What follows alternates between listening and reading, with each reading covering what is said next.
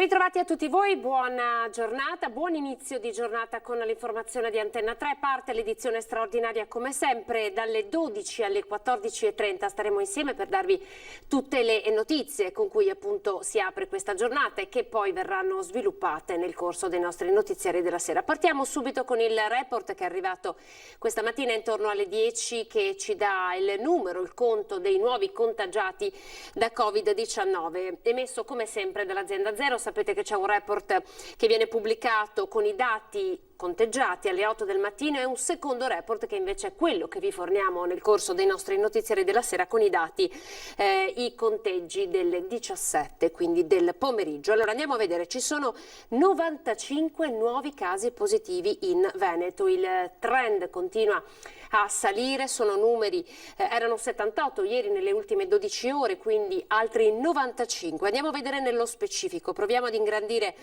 un po' la nostra tabella in modo che riusciate anche da casa a vedere bene i numeri. Allora, Padova, 2 nuovi positivi, 0 nel comune di Vo Euganeo, il cluster che è stato definito perché appunto è il primo, davvero il primo focolaio di Covid-19 che è stato riscontrato in Veneto. A Treviso sono 23 i nuovi casi positivi, Venezia 29, 13 a Verona, 16 a Vicenza, 2 a Belluno, 4 a Rovigo.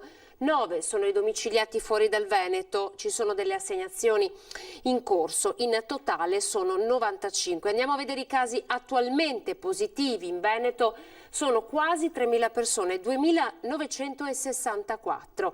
Vedete che la provincia con più casi positivi è il 941 il numero di Treviso, quindi la Marca Trevigiana attualmente è la provincia veneta con il maggior numero di casi positivi. È stato inviato anche un report legato all'isolamento domiciliare in Veneto, questi sono i numeri, sì, riuscite a vederli bene. Allora, in isolamento nel totale dei positivi, guardate, sono 2029, 63 a Belluno, 210 a Padova, 88 a Rovigo, 622 a Treviso, ovviamente stiamo parlando di province, 311 Venezia, 383 a Verona, 352 a Vicenza. Questi sono i numeri, sapete che nel corso dei notiziari della sera invece verranno forniti nuovi aggiornamenti. Allora oggi che giornata è? Sapete che Roberto Fico è a Verona, è arrivato il comunicato stampa ieri, ha incontrato il sindaco Sboarina a Verona e sono già state pubblicate sull'Ansa le prime dichiarazioni del Presidente della Camera. Ha detto, per quanto riguarda l'autonomia, se le forze politiche e il governo avranno un'interlocuzione importante, l'autonomia è possibile, lo ha affermato a Verona il Presidente delle Camere Roberto Fico, rispondendo ai giornalisti sull'ipotesi della possibilità, sull'ipotesi che ci possa essere appunto l'autonomia nella regione, sapendo bene che è uno dei cavalli di battaglia di molti candidati in Veneto. Io penso, ha proseguito Fico, niente, mi stanno togliendo l'ansia, quindi ve la leggo dopo perché ovviamente sono notizie che in redazione stanno cercando di leggere, quindi vi dirò dopo le dichiarazioni del Presidente della Camera Roberto Fico. Andiamo a vedere però le immagini dell'incidente stradale che c'è stato questa mattina tra i caselli di Roncade e San Donà di Piave. Eccolo qui, questo è il video che è arrivato dai Vigili del Fuoco.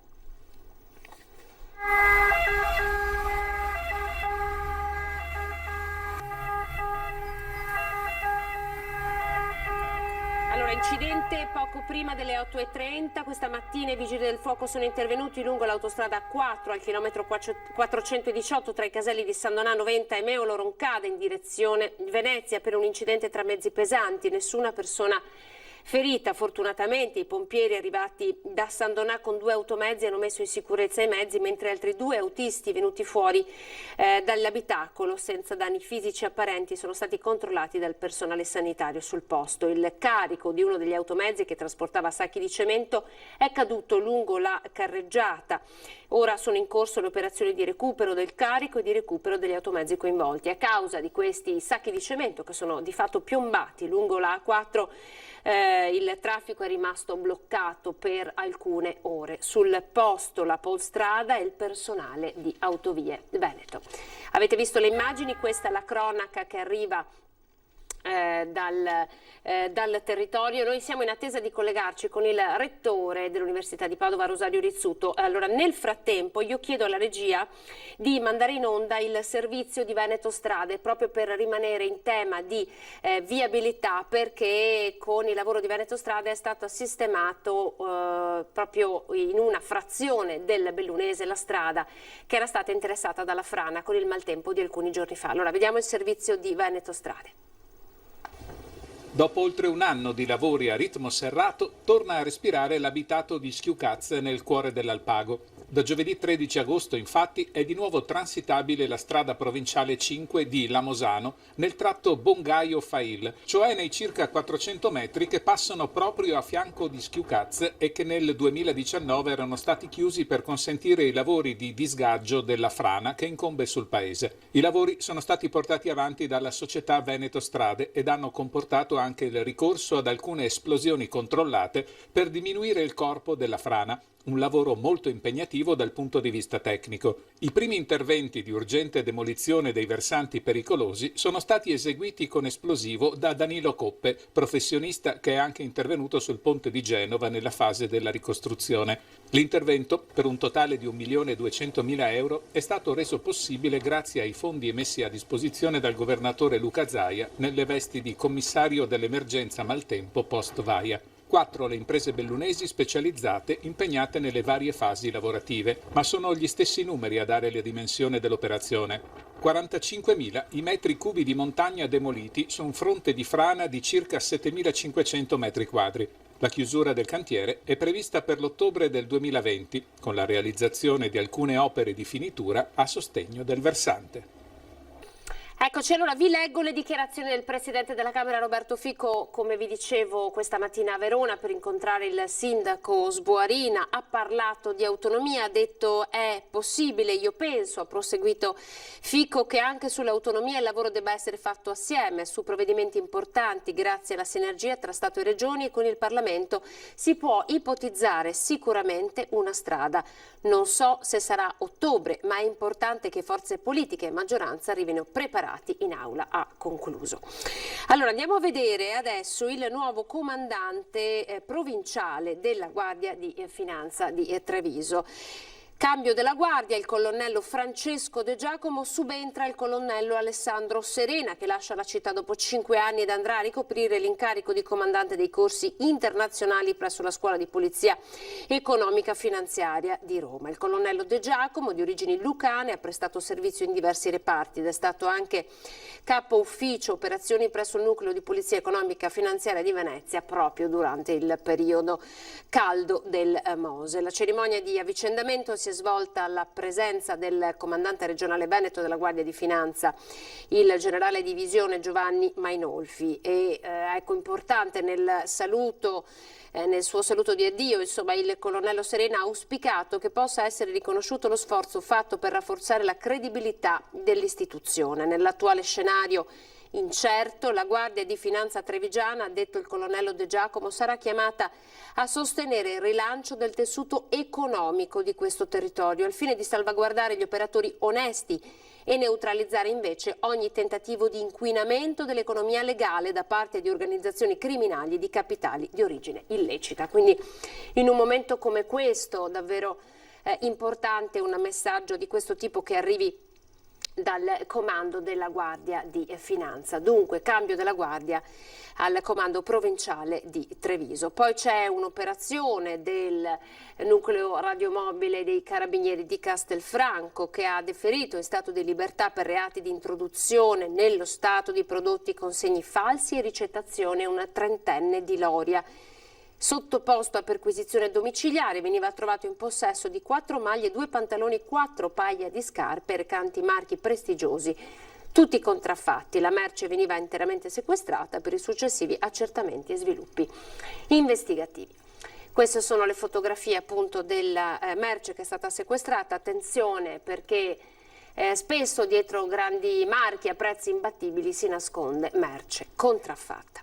Allora, siamo in attesa del Rettore Rosario Rizzuto. Sapete che l'Università di Padova, proprio dall'Università di Padova, è partita una nuova sperimentazione legata ai test rapidi, dei test che potrebbero dare risultati di positività o meno al Covid, pensate in 3 minuti, sarebbe davvero la soluzione che potrebbe permettere di iniziare le scuole in sicurezza, proprio perché i protocolli di avvio delle scuole e le linee guida che sono state pubblicate dal Ministero dell'Istruzione chiedono che ci sia una rilevazione tempestiva del contagio e quindi della positività, in modo da poter subito correre ai ripari e mettere in quarantena l'unità epidemiologica che è venuta a contatto con il ragazzo positivo, quindi la classe piuttosto che la famiglia. Allora ne parleremo tra pochissimo con il rettore dell'Università di Padova, ma intanto restiamo proprio a Padova, provincia di Padova, andiamo a Vo, dove, come ormai tutti sanno, c'è stato il primo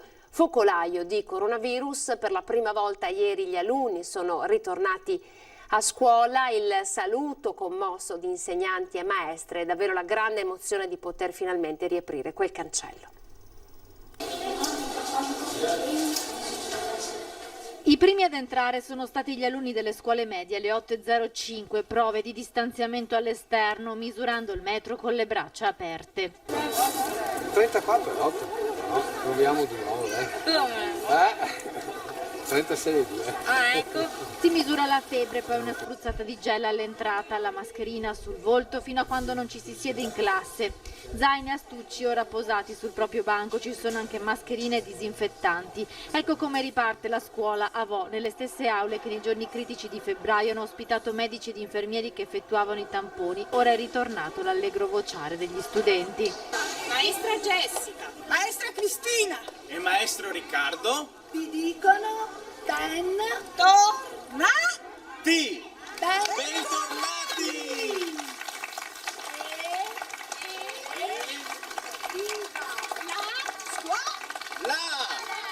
Viva la scuola! Ore 8.15 arrivano i più piccoli, gli alunni delle elementari, per loro un'accoglienza speciale delle maestre. Si salutano mamma e papà fuori dal cancello, pronti a scattare foto, sorrisi felici, imparano i percorsi da seguire per arrivare in aula. Saranno giorni emozionanti non solo per chi ci si riappropria degli spazi, ma anche per il lavoro da fare in attesa dell'arrivo del Presidente della Repubblica, Sergio Mattarella. Gli ultimi ad entrare sono i bambini che iniziano la prima elementare. Accompagnati da un solo genitore, ascoltano in giardino il discorso di benvenuto degli insegnanti. Per loro il regalo, una matita con il sole. Zaini nuovi di zecca, colmi di quaderni e soprattutto tante aspettative per un inizio di scuola che certo non immaginavano così, ma che ricorderanno per tutta la vita. E se questa è la scuola al termine delle lezioni, della mattinata, si potrà anche andare a studiare in biblioteca in tutta sicurezza. Un nuovo progetto che parte sempre da Padova con una nuova applicazione che potrà essere scaricata sullo smartphone. Guardate. Viene dal Louvre la app Affluenze. L'hanno adottata l'Università tramite il Centro di Ateneo per le Biblioteche, il Comune di Padova per le comunali e la Universitaria di Via San Biagio del Ministero Beni Culturali. Una piattaforma condivisa per consentire a tutti di frequentarle in sicurezza. L'applicazione consentirà agli studenti di verificare dal proprio smartphone sia le prenotazioni che le percentuali di occupazione dei posti, potendo così scegliere in quale biblioteca andare a studiare. Questo strumento è essenziale adesso per poter rispettare la programmazione delle distanze e anche per tracciare gli stessi utenti, e quindi permetterà anche che se per caso uno dovesse per altri motivi risultare positivo non sarà necessario mettere in quarantena tutti, magari le 50, le 100 a seconda delle biblioteche, utenti di quella biblioteca, ma soltanto quelli con cui era venuto a un contatto più vicino. Da ottobre anche la Biblioteca Universitaria del Ministero Beni Culturali e le biblioteche del Comune di Padova implementeranno lo stesso sistema. Inoltre da lunedì 14 settembre diventerà operativo Galileo Discovery, un nuovo strumento di ricerca delle informazioni e di accesso ai contenuti digitali. Allora, restiamo su Padova con le notizie di ieri, il caso della positività di un agente di polizia locale. Colleghi sono stati messi in isolamento, ma l'assessore al personale ha dichiarato che già dalla prossima settimana arriveranno in forza 12 nuovi agenti. Vediamo. Un vigile urbano positivo al coronavirus e una quindicina di suoi colleghi che con lui hanno avuto contatti diretti e indiretti si trovano in isolamento fiduciario in attesa dell'esito dei tamponi. L'agente è stato contagiato fuori dall'ambiente di lavoro a una festa di compleanno di un bambino dove era stato invitato. Dopo alcuni giorni di servizio in strada e in ufficio ha saputo che un altro invitato a quella festa era risultato positivo al coronavirus. È corso a fare il tampone risultando asintomatico e ha avvisato il comando. Tra le persone tracciate ci sono anche i colleghi di lavoro. Gli ambienti in cui lui è stato durante il periodo in cui ha lavorato ovviamente vengono chiusi, sanificati e poi rimessi a disposizione della struttura. 6 i colleghi con cui aveva lavorato fianco a fianco, un'altra decina quelli a contatto indiretto. Sono tutti a casa in isolamento fiduciario. La UIL denuncia però come in questa occasione sia mancata la comunicazione ufficiale al personale e ai colleghi. Abbiamo saputo tramite le normali informazioni che intercorrono tra i colleghi, quindi in questo caso effettivamente è mancata la comunicazione da parte del comando, che rispetto alle altre volte invece è stata molto tempestiva. La UIL denuncia anche gravi carenze nella gestione da parte della Giunta della prevenzione dal Covid. Tutti i dipendenti del Comune di Padova erano stati allertati del fatto che volontariamente avrebbero potuto fare i test serologici e la data ultima per l'adesione era il 25 di agosto e che appunto questi test si sarebbero poi effettuati nella prima decade, quindicina massimo di settembre.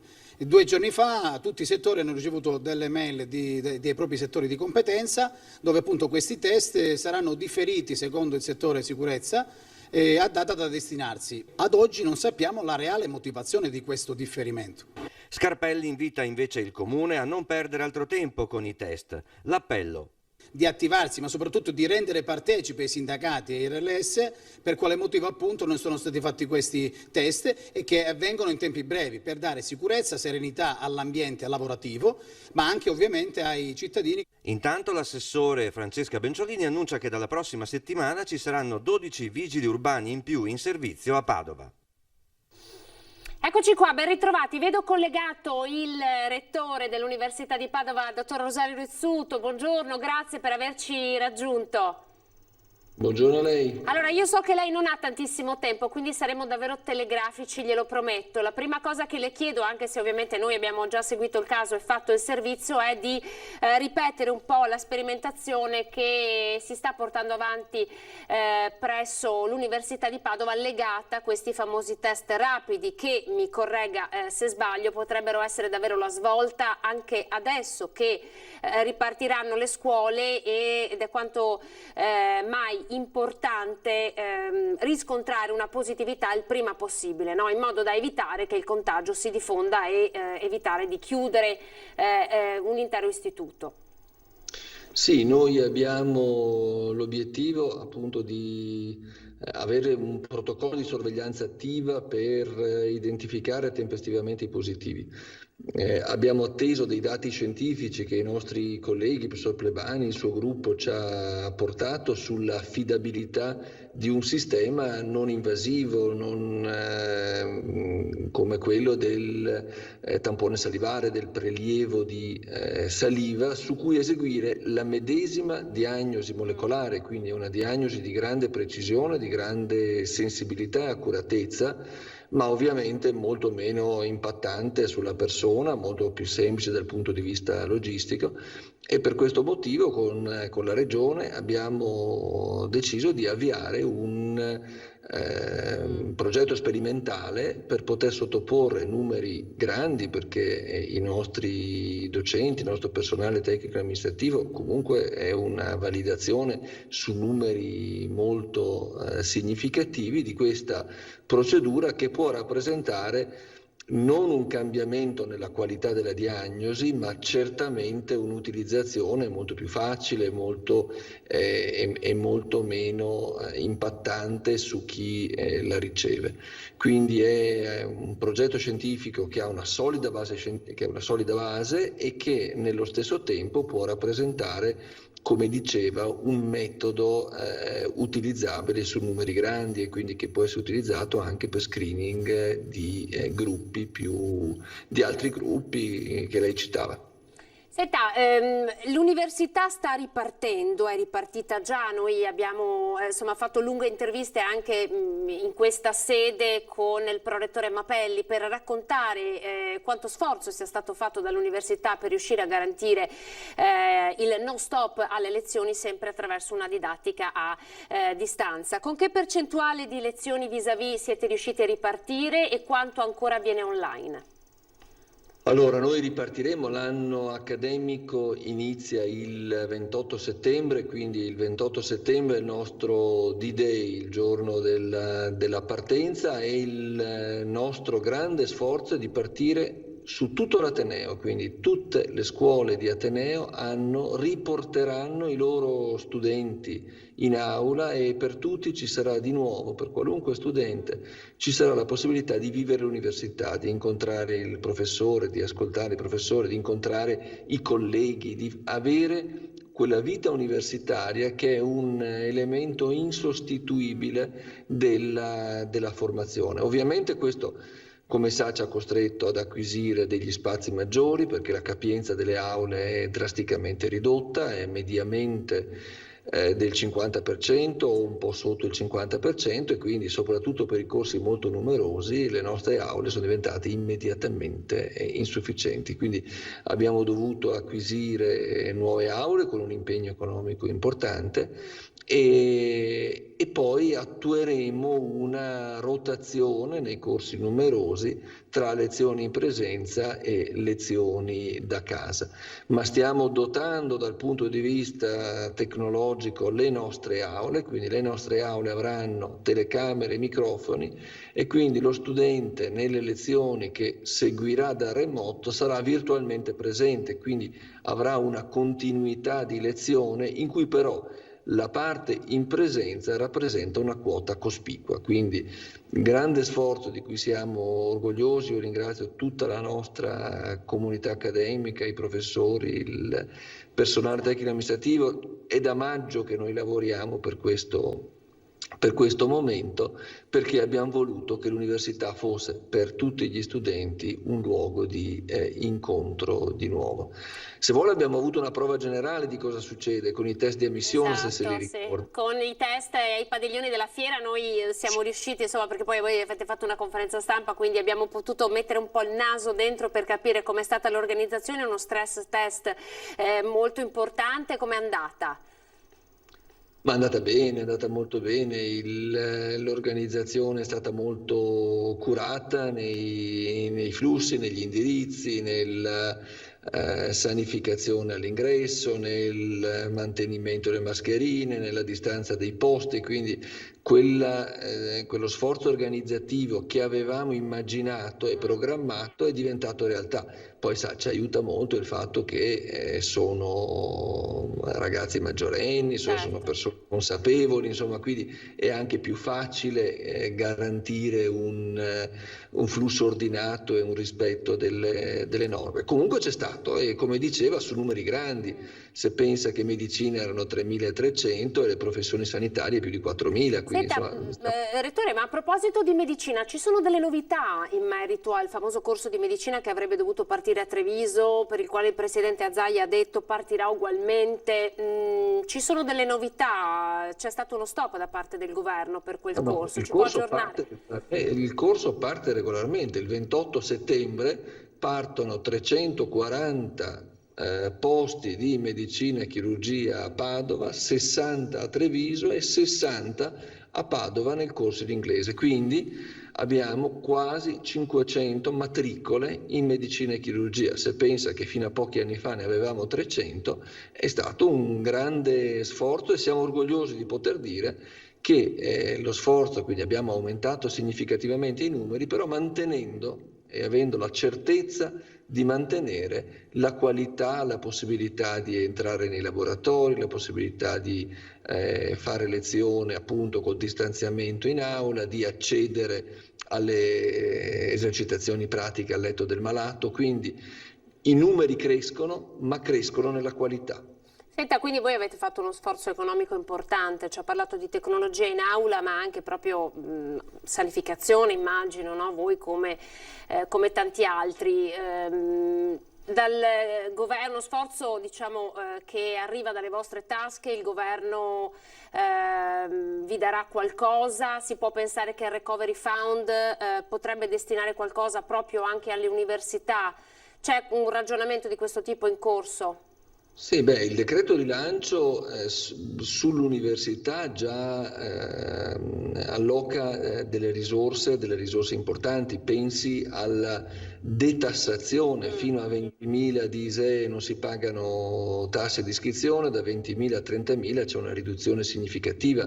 Questo è un impegno economico che solo il governo centrale poteva garantire, perché nessun bilancio dell'università di un'università poteva permettersi una detassazione. E poi sulle misure più rilevanti, la sanificazione, la dotazione tecnologica, ci sono degli investimenti, quindi anche la nostra università riceverà su questo un sussidio, quindi io credo che ci sia uno sforzo corale del Paese per riportare gli studenti universitari, per fare ripartire in sicurezza l'università, che ricordo è un momento fondamentale di crescita e di qualificazione professionale dei nostri giovani. Il futuro del Paese sta nella loro formazione, e se questa fosse stata sacrificata sarebbe stata una perdita significativa di prospettiva di futuro per il Paese.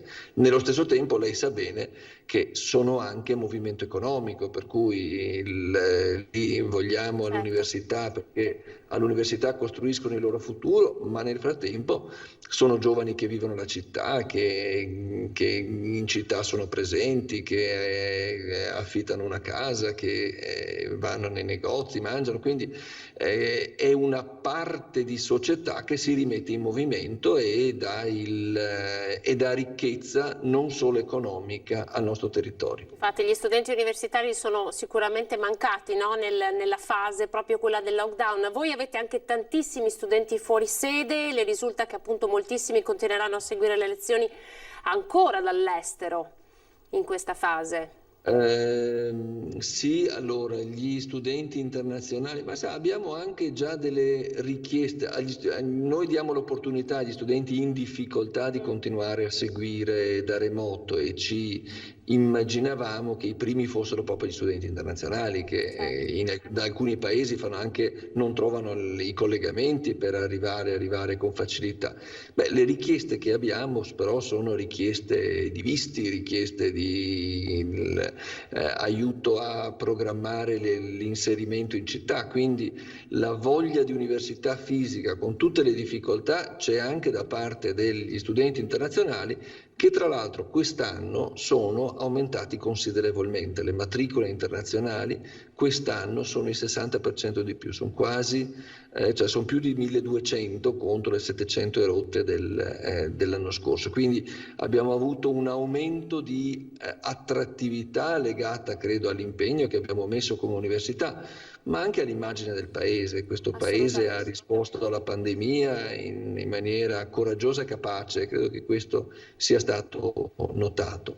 Globalmente noi vediamo un aumento, non vediamo il calo che tutti temevano degli studenti, ma anzi vediamo un aumento, quindi credo che questo sia ancora un segnale positivo per il Paese. Assolutamente, anche perché noi stiamo invece registrando, ieri abbiamo sentito la dirigente Palumbo, invece il caso di alcuni studenti che i genitori hanno ritirato da scuola, e alcuni casi proprio di homeschooling, come si faceva una volta con il precettore a casa, persone che stanno rinunciando a frequentare proprio perché, insomma, perché la situazione è delicata. Quindi lei ci sta dando buone notizie, grazie anche per il dato legato. Se posso aggiungere che noi sulla possibilità di raggiungere la nostra università abbiamo voluto mettere anche qui un impegno economico, perché diamo un contributo all'abbonamento di treno, di autobus per gli studenti che quotidianamente si muovono dalle loro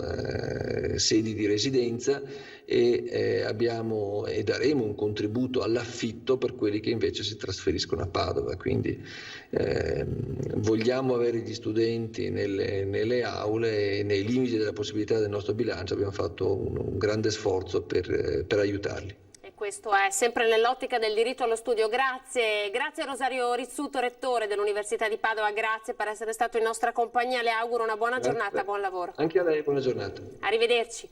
Arrivederci. Allora, avete sentito il quadro, buone notizie arrivano dall'università con i vari contributi, con l'organizzazione, invece a macchia d'olio la possiamo descrivere così, l'organizzazione di tutti gli istituti scolastici sul territorio. Ieri abbiamo sentito la dirigente Palumbo che ci ha raccontato di come le linee guida poi di fatto siano state applicate magari in maniera anche differente nei vari istituti e nelle varie province. Andiamo a vedere insieme i dati legati all'occupazione, perché dalla formazione poi l'investimento sul territorio è proprio l'occupazione. I dati non sono buoni, rispetto allo scorso anno abbiamo perso 53.000 posti di lavoro dato a causa del blocco delle assunzioni, ce li ha forniti il direttore di Veneto Lavoro. E poi, dopo aver parlato di università, parleremo dei più piccoli con Assonidi.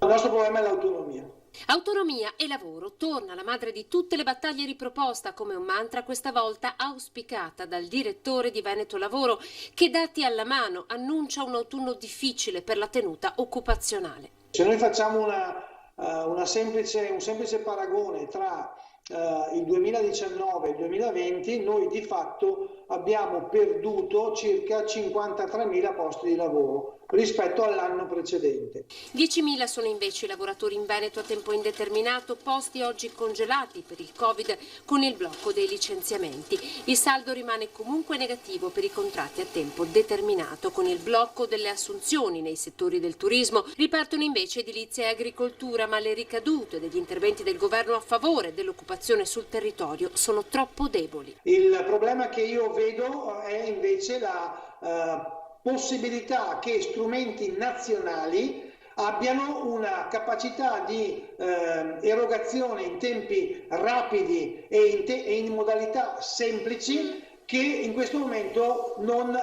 è accaduto. Per ricollocarsi o trovare una prima occupazione diventa necessario informarsi e formarsi. I centri dell'impiego stanno lavorando per questo con un pacchetto di iniziative che comprendono formazione, esperienze di apprendistato e tirocini. Noi abbiamo lanciato in particolare per il mese di settembre un primo evento il 16 settembre alle ore 10 per tutti i lavoratori che sono disoccupati o che cercano lavoro, un webinar ampio in cui si presentano i servizi e si danno indicazioni. Il giorno invece 23 alle 3 faremo un webinar specifico per le imprese che ricercano personale. Ecco, allora questo è il focus sul lavoro, andiamo in pubblicità e poi tra pochissimo parliamo dei più piccoli. A tra poco. Eccoci, ben ritrovati, 12:36 in questa edizione straordinaria. Avete sentito, abbiamo parlato con il rettore di Padova, Rosario Rizzuto, ci ha parlato dei test d'ingresso, del primo stress test che di fatto è stato fatto anti-assembramenti. Le lezioni ripartiranno in tutta sicurezza e al 100% in presenza. E questo succede per i grandi, ma per i piccoli cosa succede?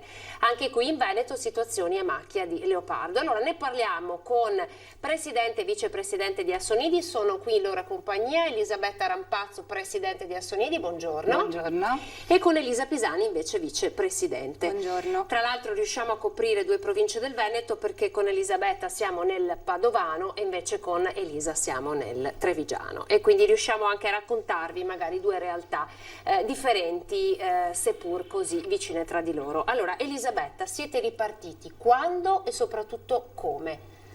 Allora, noi siamo ripartiti innanzitutto, adesso dal 1° di settembre, però siamo ripartiti già con i centri estivi al 15 di giugno, per cui diciamo che il fatto di essere ripartiti con i centri estivi sicuramente ci ha aiutato perché ci ha portato a metterci un po' alla prova. Certo. E quindi ci siamo... Mi ha dato le istruzioni per l'uso? Sì, ci siamo monitorate, abbiamo aggiustato il tiro e adesso siamo ripartiti dal 1° settembre, le linee di indirizzo sono arrivate ad agosto, a metà agosto circa.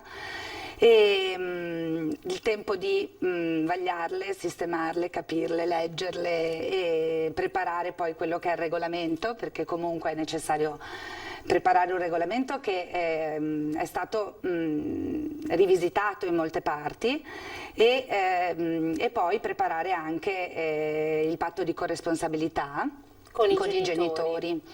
E siamo ripartiti ovviamente con dubbi, con perplessità. Tra l'altro lei è tra coloro che hanno fatto parte della squadra di tecnici che ha dato una mano alla Regione a stilare le prime linee guida, no? Ancora prima del governo. Voi avete messo sul campo la vostra professionalità per dire attenzione, si può fare così, c'è bisogno di questo. Allora, la giornata tipo, il bambino arriva accompagnato dai genitori, che cosa cambia? Beh, intanto c'è la misurazione della febbre, per cui si fa la misurazione della febbre solo al bambino, non più ai genitori, come invece era obbligatorio durante i centri estivi o comunque consigliato in prima fase obbligatorio. E poi c'è il lavaggio delle manine. Adesso poi ogni struttura ha cercato ovviamente di adattare, no, i propri spazi per poter fare l'accoglienza nel migliore dei modi. Chi ha la possibilità di farla, visto ancora il tempo che lo permette nell'ambiente esterno, lo fa fuori, oppure dentro abbiamo risistemato gli spazi cercando di mettere per terra dello scotch che delimitasse il metro di distanza tra un genitore e l'altro. E poi c'è il lavaggio delle manine e i bambini possono entrare in struttura ovviamente se la temperatura è sotto i 37 gradi e mezzo. E le linee di indirizzo poi prevedono appunto questo patto di corresponsabilità che ha dei limiti da un lato, perché prevede che i genitori debbano sostanzialmente un automonitoraggio da parte dei genitori, che devono ovviamente verificare che siano in uno stato buono di salute, ma non solo i bambini ma anche i genitori, per cui che non abbiano la febbre, che non abbiano tosse, e questa è un po' una difficoltà un po' su un duplice campo, sia per quanto riguarda appunto il fatto che noi dobbiamo fidarci che i genitori ci dicano che non hanno la febbre o stanno bene, sia dal fatto poi che noi nel momento in cui ci viene riferito dobbiamo comunque non accettare il bambino al nido, e questo è anche perché in un momento come questo molti genitori che hanno bisogno del nido come servizio di cura per i loro figli, ma è anche perché, e questo l'abbiamo capito tutti in fase di lockdown, i servizi di nido, di educazione di bambini così piccoli permettono anche ai genitori di poter tornare al lavoro, lavorare, tornare al lavoro. Quindi nonostante sia ancora in piedi tutto il sistema del congedo parentale, sostanzialmente i genitori hanno bisogno di tornare a lavorare, e quindi molte volte, questo è stato uno dei primi gap forse, no? Molte volte i genitori, come di fatto capitava anche prima, magari mandavano i piccoli al nido, magari con qualche linea di fermo, un po' di raffreddore, questo naso che gocciola, ma devo andare a lavorare. E quindi giustamente lei dice questo patto di corresponsabilità, che di fatto è un'autocertificazione in cui si dice mio figlio sta bene, io posso portarlo. Anche noi stiamo bene anche conviventi, cioè se un bambino vive con i nonni, anche i nonni, se hanno la febbre teoricamente il bambino non può accedere al nido, alla struttura, per cui questo diventa complicato. E cosa succede se poi voi nel corso della giornata vedete che un bimbo non sta bene? Ha dei sintomi? Dobbiamo chiamare immediatamente i genitori affinché lo vengano a ritirare, e nel frattempo abbiamo ogni struttura ha predisposto una stanza dove il bambino deve essere sostanzialmente isolato, ovviamente accompagnato da un educatore, fino all'arrivo del genitore. Allora, voi avete messo in campo poi tutta una serie di misure, quindi dalla sanificazione all'utilizzo probabilmente anche di salviette per asciugarsi le mani, non più asciugamani. Certo. Questo quanto vi è costato? Tantissimo, tantissimo. Cioè in termini appunto proprio economici, cioè che sforzo economico state facendo per poter ripartire con la vostra attività? Beh, è enorme, ci sono tantissime strutture che non sono ripartite, ahimè. e ci sono tantissime strutture che hanno paura di non continuare, per cui noi viviamo anche con le nostre associate quotidianamente queste paure, ci scrivono, ci chiedono e Quanti sono, non è riusciamo a dire facile. quanti sono quelli che non sono partiti? Lei sa dirci su Padova, ad esempio, quanti siano? Non abbiamo ancora No, un non numero abbiamo preciso. ancora un numero preciso.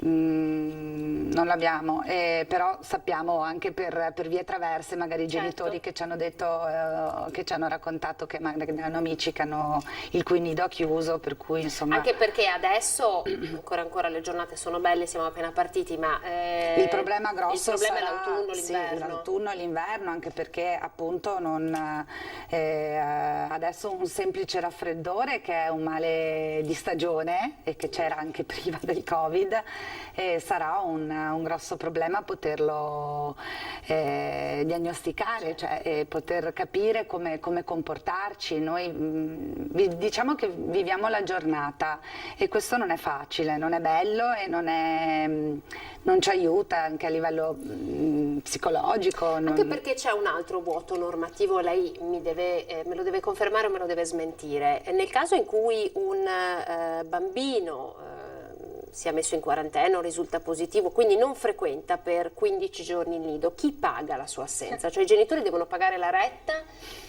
chi la paga? Non si sa, è un vuoto normativo questo, giusto? Questa cosa ancora non è stata normata. No,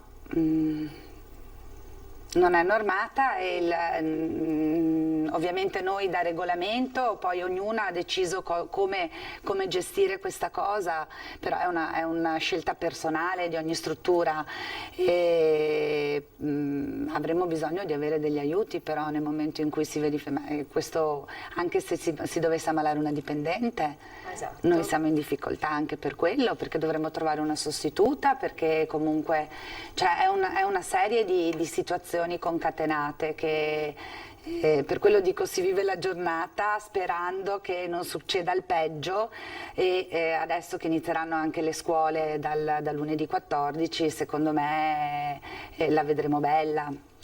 Allora Elisa, un anello di congiunzione in tutta questa storia tra genitori, insegnanti e bambini di fatto sono i medici di base, perché sono loro a cui è demandata la decisione di far fare o meno il tampone al bambino che presenta dei sintomi. Esatto. Com'è la situazione? Che tipo di accordi, se sono stati fatti con i medici di base? Allora, per essere solo i primi 10 giorni di apertura la situazione è già abbastanza delicata, nel senso che i pediatri, perché parliamo principalmente dei pediatri, non visitano i bambini, non li visitano più, loro se tu gli chiami e gli dici mio figlio ha questo, tendenzialmente ti dicono io te lo visito dopo che hai fatto il tampone. Però anche là è come se ci fossimo dimenticati che i bambini, soprattutto in questa stagione, con sbalzi di temperatura, cambi, poi sono stati chiusi magari chi tanti mesi, chi non è ritornato durante il periodo estivo, cioè 6 mesi, 7 mesi fuori da una comunità, ritornarci dentro, il naso che cola è la prassi. Quindi c'è questo problema che... Allora lei che nido gestisce? Il centro infanzia Pollicino. Dove siamo? A Preganziol. Ok, quindi questa informazione lei è arrivata da parte di genitori? Sì, noi l'abbiamo proprio vissuta in prima persona subito, immediatamente. Una bambina con la febbre alta, non aveva altro, e chiamato il pediatra gli ha detto io non te la visito, devi andare a fare il tampone. Però come funziona, almeno per il momento? Devi andare nel punto del padiglione di malattie infettive, quello che c'è fuori dall'ospedale Caffoncello, e ti devi fare 2 ore e mezza di coda per entrare in mezzo delle persone che possono essere positive o comunque che possono avere la qualunque, e devi stare in coda con un bambino sotto il sole o sotto la pioggia che sia per andare a fare un tampone che in questo momento è ancora abbastanza facile che sia negativo, quando magari si potrebbe rivedere questa cosa, almeno visitarli i bambini, perché se tu non me lo visiti e lui magari ha una bronchite, una laringite, insomma le malattie da bambino, cioè intanto questo sta male e puoi dargli la tachipirina piuttosto che il Nurofen, però se ha bisogno di un antibiotico fai passare 1 o 2 giorni. Quindi lei ci sta dicendo, prima i medici di base chiedono che venga fatto sui bambini il tampone e poi, Esatto. e poi li visitano. Tra l'altro io pensavo che invece fosse il medico di base stesso a dover prescrivere il tampone al bambino. Te lo prescrivono, sì, solamente che comunque ti rimandano là. Dopo, se un genitore vuole, va in ospedale, come fanno tanti ormai, perché è l'accesso più diretto che hai, o se no ormai stanno già iniziando a non chiamare più il pediatra, a fare autodiagnosi, e comincia a diventare pericoloso anche questo, perché se sai già che come lo chiami ti dice no, il bambino deve fare il tampone, cominciano le minacce ma mettiti in isolamento tu e chiama al lavoro e le scuole non sono ancora aperte, quindi finché ci siamo solo noi, tra virgolette, servizi 06 è un discorso, ma da lunedì che iniziano tutti, come facciamo? Si rischia davvero di creare e anche collasso. lo stesso pronto soccorso andrà in collasso molto probabilmente, se è così, per cui c'è proprio una gestione che è sbagliata, cioè che non è chiara. Secondo me non è neanche colpa dei pediatri in sé, sono anche loro che non hanno chiaro come agire, per cui c'è magari il pediatra che è più scrupoloso che non volendo vedere il bambino mette in crisi proprio il sistema dopo, no? E allora qui la soluzione potrebbe essere davvero quello di cui ci ha parlato prima il rettore, il famoso test rapido in 3 minuti. Assolutamente sì. Anche per noi. Quindi anche per voi, esatto, perché tra l'altro Elisa, allora se un bambino è positivo si mette in quarantena tutta la classe, l'unità epidemiologica che è stata creata. Classe, maestra e tutto quanto, poi il referente Covid, perché ogni struttura deve avere un referente Covid, deve interfacciarsi con l'ASL e col Dipartimento di Prevenzione e capire come muoversi, quindi si fa tampone a tutti subito, si lasciano tutti in quarantena per 14 giorni, anche qui arrivano risposte un po' diverse, cioè c'è scritto un po' in maniera un po' fumosa nelle linee guida tutto questo. Per quanto riguarda la mensa, anche questa è una fase molto importante. Allora anche qui situazioni diverse a macchia di leopardo, perché alcune scuole dell'infanzia non sono ancora partite con la mensa, c'è chi dice solo cose confezionate, c'è chi dice non portate niente da casa. Come vi state organizzando? Io personalmente nel mio micronido ho la mensa esterna, per cui ho i pasti veicolati e perciò su questo la responsabilità è loro nella preparazione. E so che in molte scuole c'è la difficoltà, però per esempio Elisa ha la mensa interna, per cui...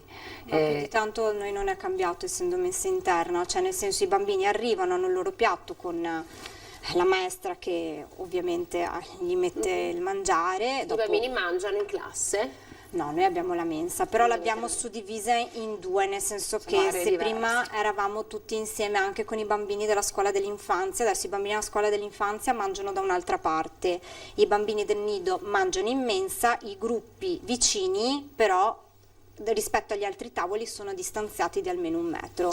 È vero che esiste una grossa differenza tra il pubblico e il privato, cioè nell'applicazione delle linee guida in questa situazione? Nel pubblico sono un pochino più rigidi, non so se hanno più paura o più cosa, ma da noi, cioè noi viviamo di quello, è il nostro lavoro, ricade tutto sulle nostre spalle, quindi o un po' ti adatti e tiri fuori anche l'inventiva di interpretare queste linee guida, o se no è veramente difficile. Perché sono interpretabili queste linee guida?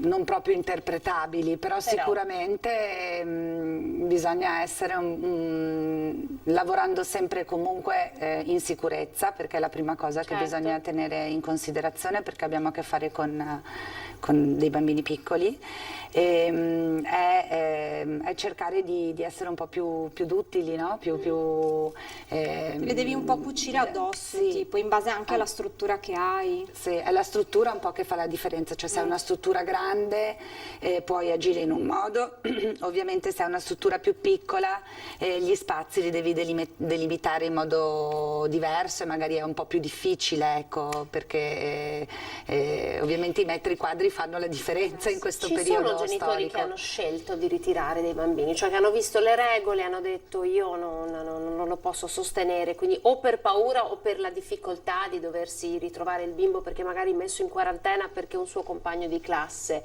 è stato contagiato, cioè lei ha ricevuto delle defezioni?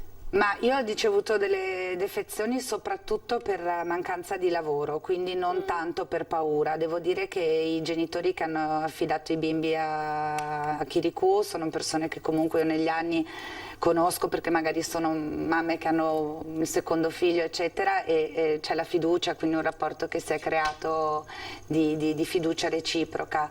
E più che altro quello che io ho notato e ho toccato con mano è che tanta gente o ha perso il lavoro, ha chiuso l'azienda o hanno diminuito l'orario per cui ovviamente devono fare i conti a fine mese, questo sì, diversi. Chi ha fatto per voi i conti a fine mese? Chi vi sta dando una mano in questo momento? Allora, lei ci diceva dalla Regione sono arrivati dei fondi per il nostro servizio. La Regione ci ha aiutato tantissimo e abbiamo appunto lavorato insieme e in sinergia durante il lockdown proprio e il governo assolutamente no, si è dimenticato completamente di noi, ma non solo di noi, delle famiglie e dei bambini, questo è gravissimo secondo me. Anche perché insomma, il governo l'unico intervento che ha fatto è stato il bonus babysitter, dicendo va bene, noi diamo questi soldi. Che poi non è arrivato a tutti, che poi è stato bloccato a molti, perché comunque ci sono stati vari inghippi nel corso dei mesi estivi, no? È stata una tragedia. Il bonus babysitter è stato veramente impegnativo. Perché prima lo chiedevi, poi non te lo davano, poi invece te lo ridavano e poi non andava bene così e poi ripresenta la domanda colà. È stato impegnativo da gestire anche da parte nostra come gestori per supportare le mamme, no? Le famiglie. Esatto, perché poi non sapevi cosa scrivere nella fattura, scrivo questo, scrivo quell'altro, ma allora io avevo il bonus nido, ma cosa prendo? È stato un incubo. Cioè, quali altre difficoltà avete riscontrato, state riscontrando? Allora, al di là dell'incertezza, la grandissima incertezza nei confronti di quello che accadrà, si diceva ancora non si sa chi paga o chi non paga in una fase di quarantena, quindi voi rischiate che i conti a fine mese non tornino nemmeno per voi come strutture. Esatto, e non tornano già, questo è sicuro. Che costi state sostenendo? Riusciamo a dare qualche numero in modo che... Beh, io ho fatto un conto proprio ieri di luglio, del mese di luglio, considerando che avevamo gruppi più piccoli perché per il periodo estivo il rapporto numerico per i piccoli e anche per l'infanzia era 1 a 5, io ho una media rispetto all'anno scorso ero sotto di 6-7 mila euro circa, perché comunque il personale doveva essere tutto presente. Avevo personale in più, comunque hai speso più soldi per tutto quello che era la sanificazione, 1000 mucchine, insomma di tutto e di più, quindi però fortunatamente, come ha detto Elisabetta, la Regione quello che ha promesso poi è arrivato, che il governo ha promesso dei soldi ma non è arrivato niente. No. Parliamo dei bambini, come hanno preso questa nuova scuola, questo nuovo nido, con tutti i cambiamenti, con gli spazi ristretti, con le regole, come l'hanno preso? Beh, è vero che i bambini sono molto abitudinari, però è altrettanto vero che i bambini hanno una capacità poi di stupirci e di reinventarsi, no? E quindi noi la mattina quando spariamo la febbre lo facciamo in modo divertente, per il lavaggio delle mani c'è una canzone che si canta insieme. Io mi sono inventata, adesso ho 1000 pupazzi che metto giù, comunque i supereroi per i maschi, per i maschietti, insomma, perciò la mattina c'è sempre qualcuno che li attende, ovviamente disinfettati, puliti eccetera, però ecco. Quindi il lavoro non finisce quando i bambini vanno a casa? No, dopo c'è tutta la fase dove si deve ovviamente igienizzare qualsiasi cosa. Però diciamo che i bambini, forse anche aiutati dal fatto che ci sono stati i centri estivi, quindi c'è stata la continuità, io ho visto che non ho avuto alcun problema, insomma sono stati veramente molto bravi. Adesso c'è la fase degli inserimenti, però quello è un altro discorso, quello c'è comunque ogni anno. È fisiologico per ogni bimbo che da casa passa a scuola. In ultima battuta, torniamo un attimo su questo patto di corresponsabilità, perché proprio le chiederei di lanciare un messaggio anche parlando ai genitori. Che cosa vuol dire questo patto di responsabilità e quali sono le conseguenze che potrebbero emergere qualora qualcuno lo prendesse sotto gamba? Beh, intanto secondo me il patto di corresponsabilità è una forma di rispetto nei confronti soprattutto dei bambini e poi nei confronti anche della struttura, perché alla fine tutti impegni in qualche maniera e la struttura dall'altra parte si impegna allo stesso modo. Io spero che tutto questo serva un po' per evitare quelle situazioni spiacevoli che si presentavano gli anni precedenti, quindi quando capivi che un bambino veniva con la tachipirina o quando magari è vero che alle volte hanno solo tosse o hanno solo il naso che cola o tanto raffreddore, però quante volte noi con tanta tosse o tanto raffreddore vorremmo solo stare distesi sul divano anche senza la febbre. Forse mi auguro che si sia imparato qualcosa, un po' a rallentare tutti quanti, ma anche noi adulti che magari ci imbottiamo di medicine pur di andare a lavorare. In questo momento, e spero per sempre, dovrebbe essere un po' diverso, nel senso sto a casa un giorno in più, così il giorno dopo, se sto bene, posso tornare a lavorare, a giocare, se sono un bambino e tutto quanto. Quindi patto di corresponsabilità preso seriamente, gestione più agevole del rapporto tra medici di base, pediatri ovviamente in questo caso, e scuola e famiglie in modo da rendere tutto più agevole e, come dicevate voi, non intasare gli ospedali, non intasare i pronto soccorsi nell'attesa che arrivi questo famoso test rapido che appunto potrebbe davvero far cambiare le cose. In ultima battuta chiedo ad entrambe il punto e il vostro parere sul vaccino contro l'influenza. Lo consigliereste?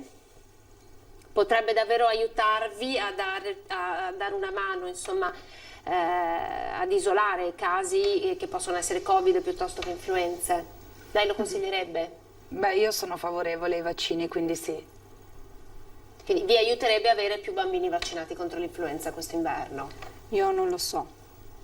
È un argomento che va al di là delle mie conoscenze, quindi devono essere i dottori, i medici a dire la cosa migliore da fare. Avete fatto voi il tampone? Certo. Io sì. No, giusto, anche qui c'è il dato, no, di molti insegnanti, non molti. Allora, non ho fatto il sierologico perché io sono una di quelle che è tornata dalle vacanze all'estero, quindi ho fatto il tampone. Direttamente? Però tornavo in concomitanza, quindi ho fatto il tampone veloce. Le mie ragazze hanno fatto tutto il sierologico.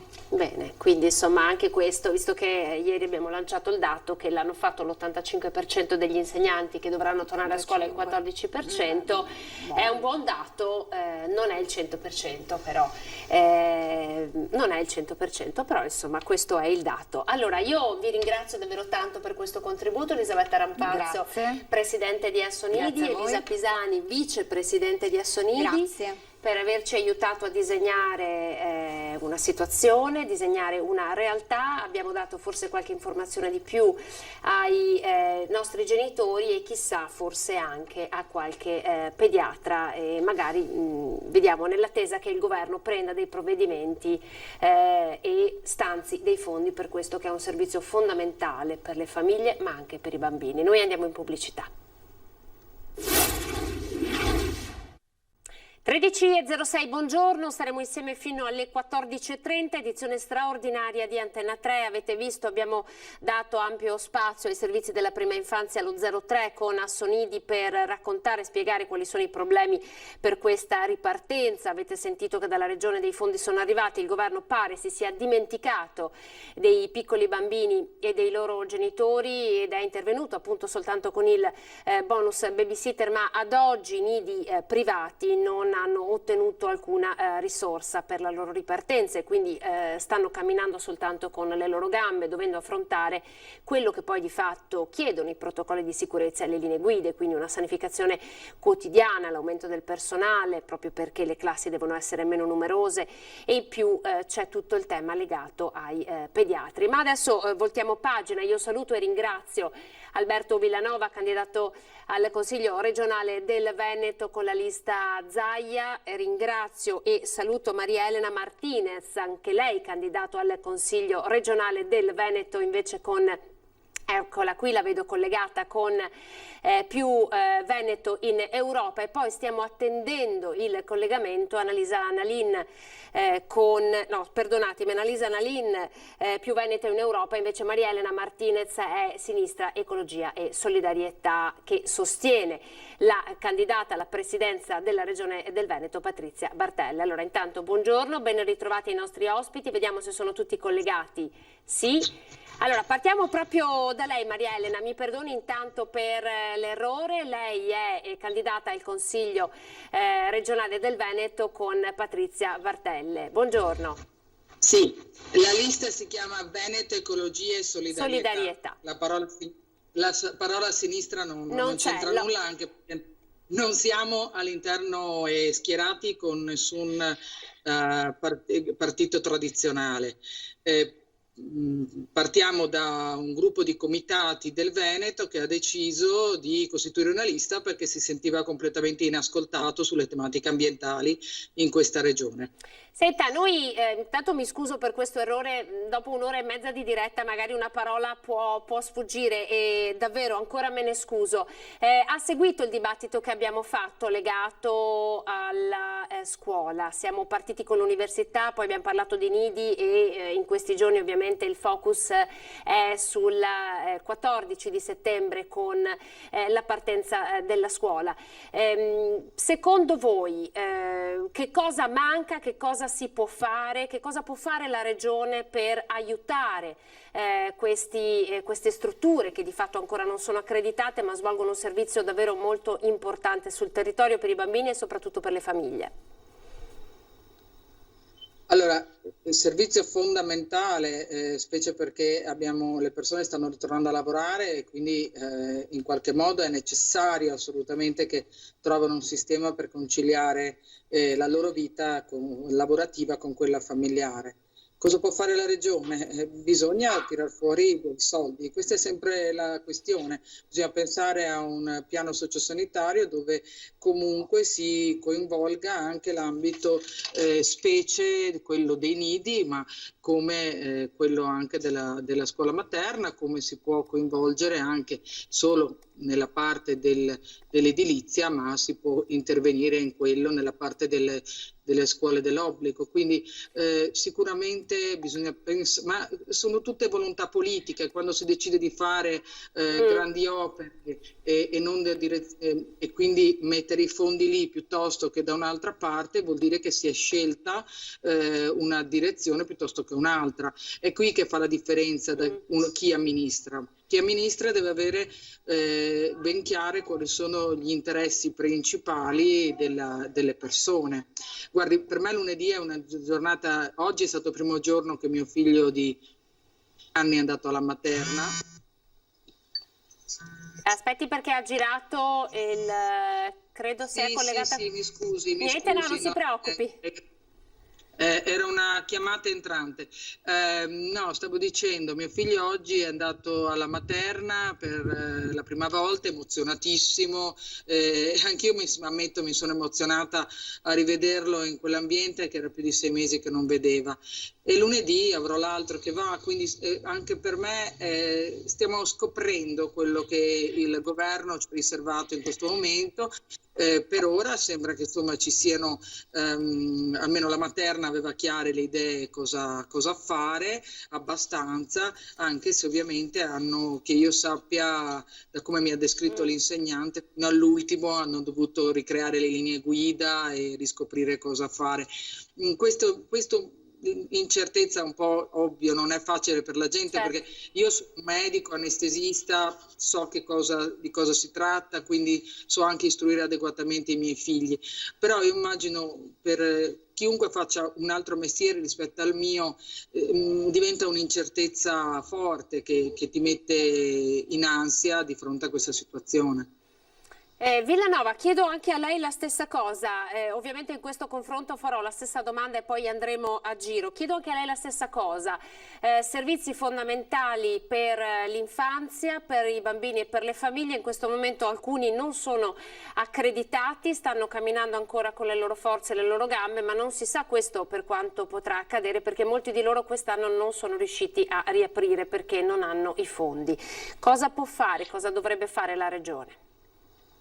Ma io voglio ricordare quello che è un dato concreto che riguarda questi 5 anni, considerando che circa il 40% delle scuole materne in Veneto sono scuole paritarie, quindi fanno capo in gran parte al mondo parrocchiale, e voglio ricordare che in questi 5 anni la Regione ha stanziato 210 milioni di euro per sostenere queste scuole paritarie, le scuole materne paritarie. Sono soldi che ogni anno vengono dati alle scuole materne per poter fare in modo che i nostri bimbi possano andare all'asilo, cosa che dovrebbe essere scontata in questo paese, però diciamo che l'offerta dal punto di vista pubblica sul nostro territorio non è così omogeneo, non tutti i comuni hanno delle scuole pubbliche, scuole materne in pubblico, e quindi in questo caso la Regione si è fatta carico di una gran parte di quello che sono i costi, proprio per sostenere questo tipo di realtà che sono fondamentali per il nostro territorio.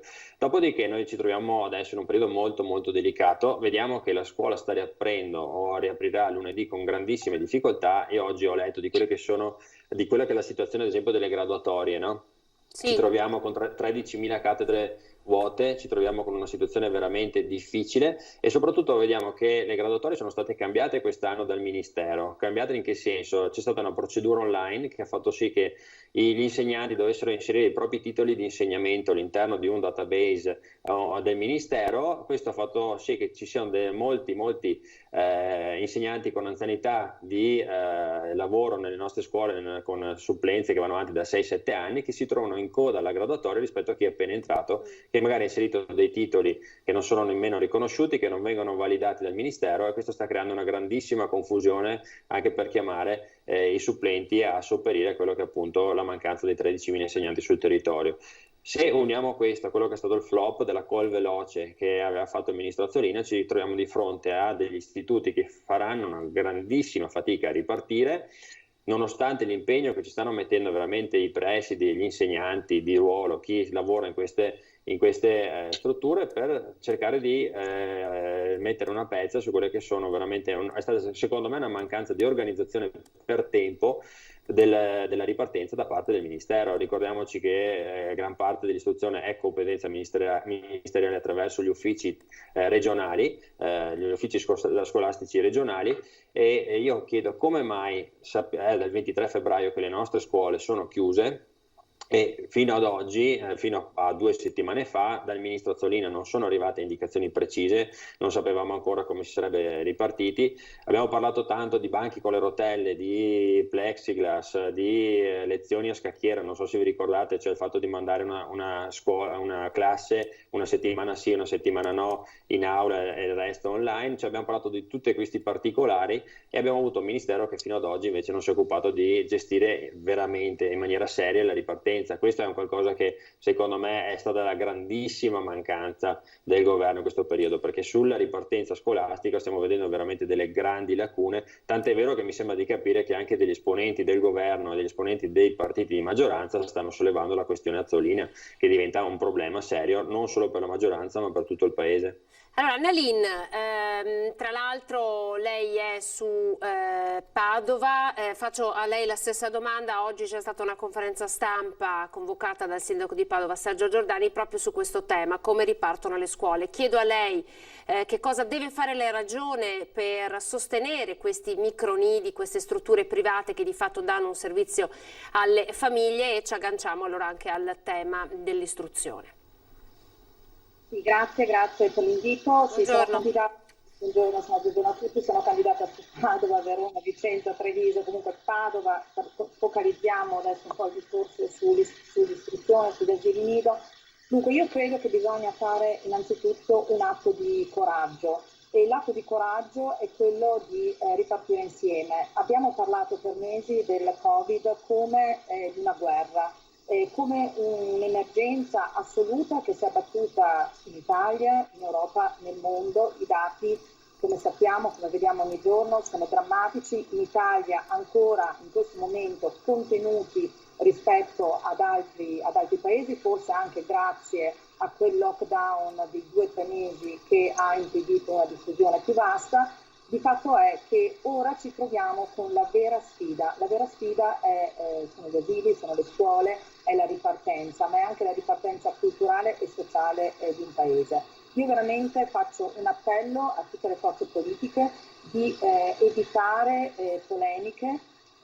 Si poteva fare meglio, probabilmente sì, ma fare meglio non sono d'accordo sul fatto che si potesse organizzare da febbraio situazioni migliori, perché questo è un mondo che è in perenne cambiamento e il Covid è solamente uno degli esempi più drammatici che ci fa vedere come noi dobbiamo imparare a convivere con un continuo mutamento delle situazioni. Allora, cosa fa grande una società? Cosa può far grande il Veneto, l'Italia e comunque la sfida contro il Covid? È quella di capire che ogni giorno la sfida cambia. Quindi quello che dobbiamo fare è mettere a disposizione le strutture. Io penso che qualche miglioramento sarebbe potuto fare, ad esempio nel trovare delle strutture che erano inutilizzate. Forse fa un po' ridere, ma abbiamo nel Veneto tantissimi capannoni industriali dismessi con grandi spazi. Forse avremmo potuto pensare prima di utilizzare questi spazi. Non c'è stato questo pensiero, ma io credo che le forze politiche responsabili debbano in questo momento correre insieme al Paese. I genitori hanno un peso enorme, sia i genitori che quelli che sono a casa, ma anche quelli che hanno un lavoro, a maggior ragione quelli che sono sul mercato del lavoro, perché il problema è che dovranno convivere con questa incertezza.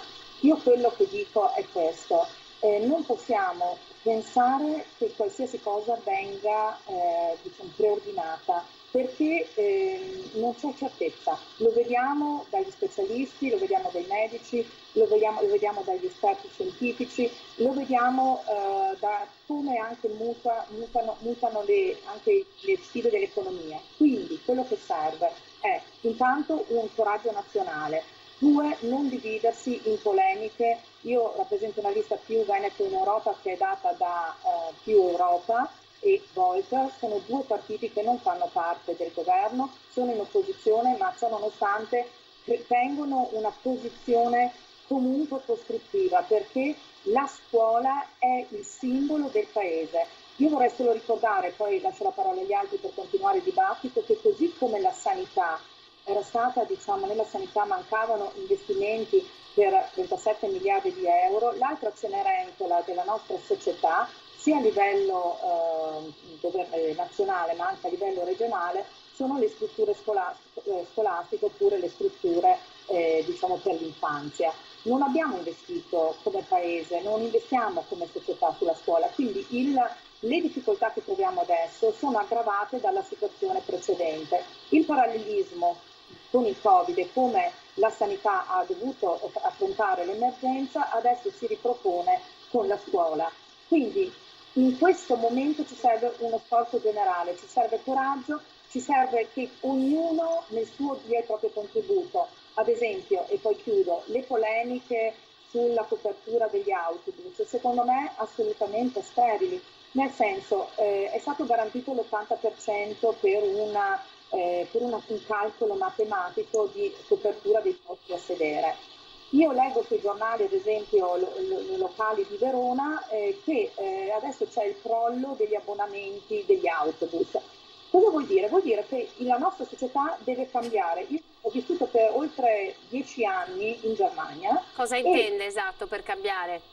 per cambiare l'attitudine. Ad esempio, i ragazzi, quelli che non sono piccoli, non i bambini, diciamo, ma dai 12 ai 13 anni, 14, potranno ad esempio imparare ad andare a scuola più con le biciclette, qualcuno a piedi, cioè dobbiamo come si dice, rendere più leggera la società e i movimenti, e dobbiamo evitare gli assembramenti. Quindi la prima cosa dobbiamo fare noi, e quindi scegliere anche come individui delle opzioni che ci aiutano a proteggerci, così come dentro la scuola penso che le linee guida che sono state date dal governo e che verranno sicuramente integrate dalla capacità, dalla professionalità degli operatori della scuola e anche dalla loro iniziativa, perché sono loro che toccano con mano. Anche qui, cioè, lo sforzo generale del Paese ci potrà tutti assieme portare ad affrontare questo virus. Chiarissimo.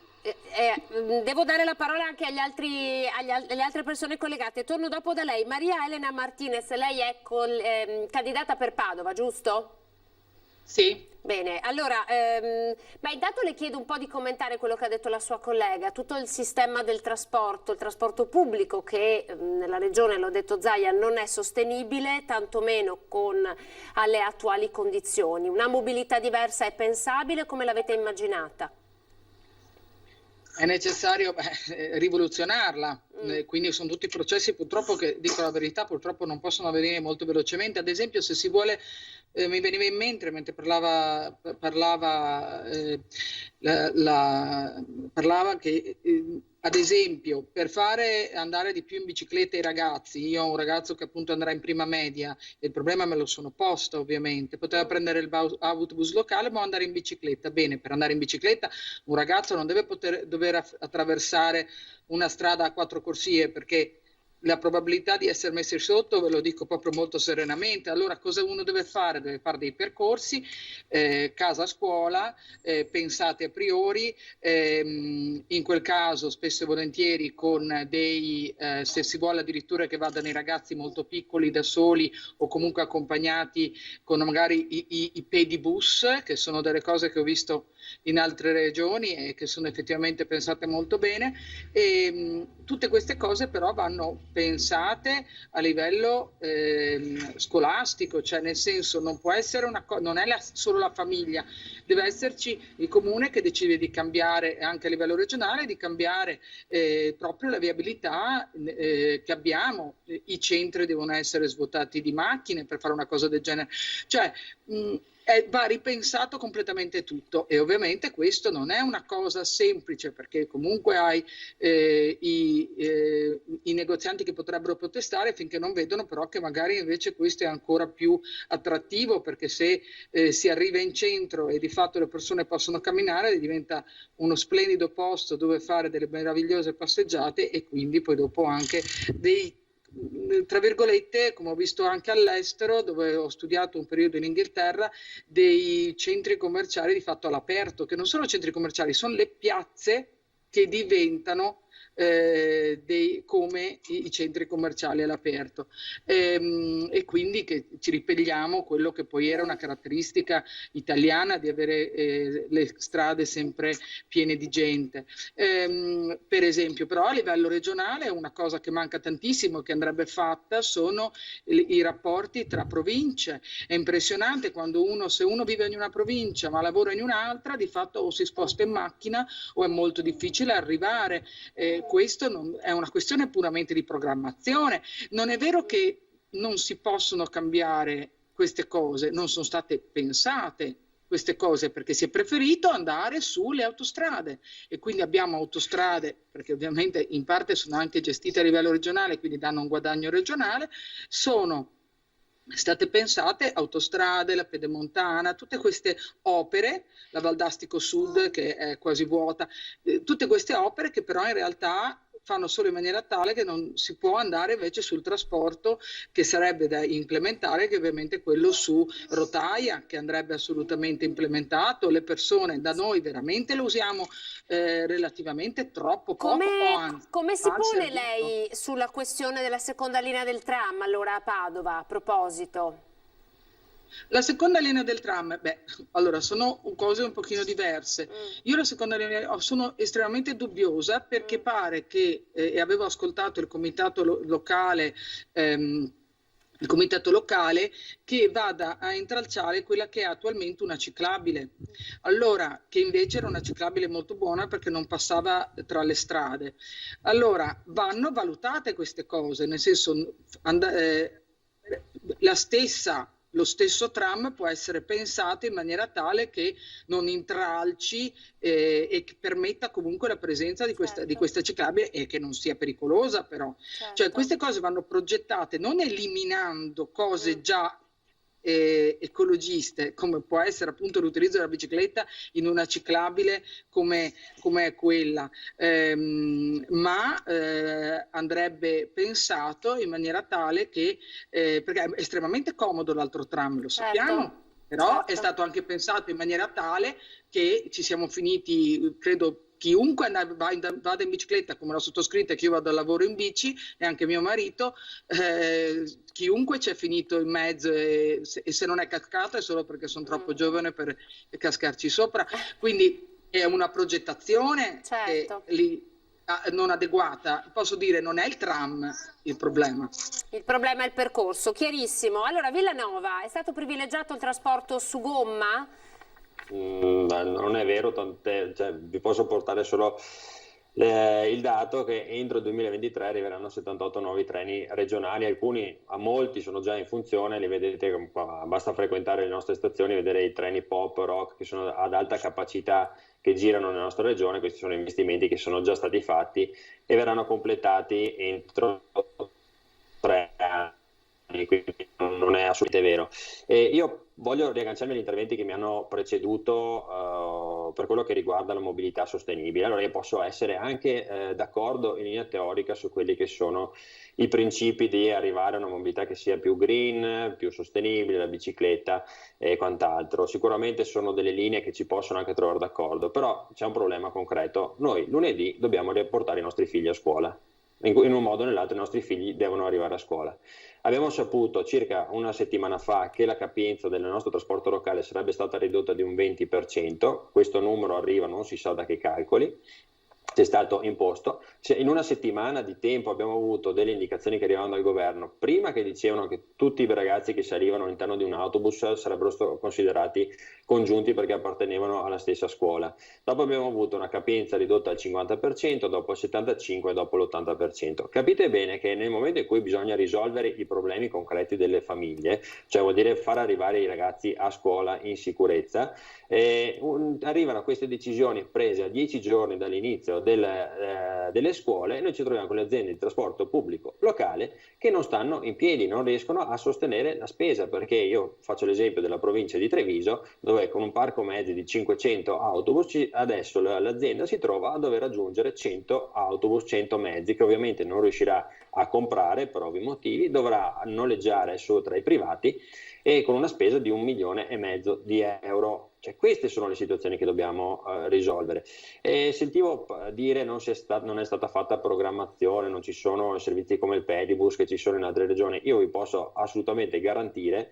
visto che l'ho seguita molto da vicino, che il Pedibus è presente in tantissimi comuni della nostra regione, in tantissimi comuni, però dobbiamo anche capire che il problema del trasporto dei ragazzi a scuola riguarda il trasporto che va fuori comune. Perché? Perché fino a un viaggio di 15 minuti i ragazzi, l'occupazione dei mezzi pubblici è al 100%, quindi il problema non è tanto per gli scuolabus che girano all'interno dello stesso comune, il problema è sui trasporti intercomunali, quindi sui ragazzi che devono andare magari in una scuola a chilometri di distanza. Allora noi possiamo dire i ragazzi devono andare a scuola in bicicletta in linea teorica, poi dal punto di vista pratico noi dobbiamo farli salire su un autobus in sicurezza. Per fare questo ci voleva quantomeno, ma questo non è volontà di far polemica, quantomeno ci volevano queste indicazioni almeno a giugno, a luglio, cioè noi abbiamo fatto riaprire tutte le attività a metà maggio.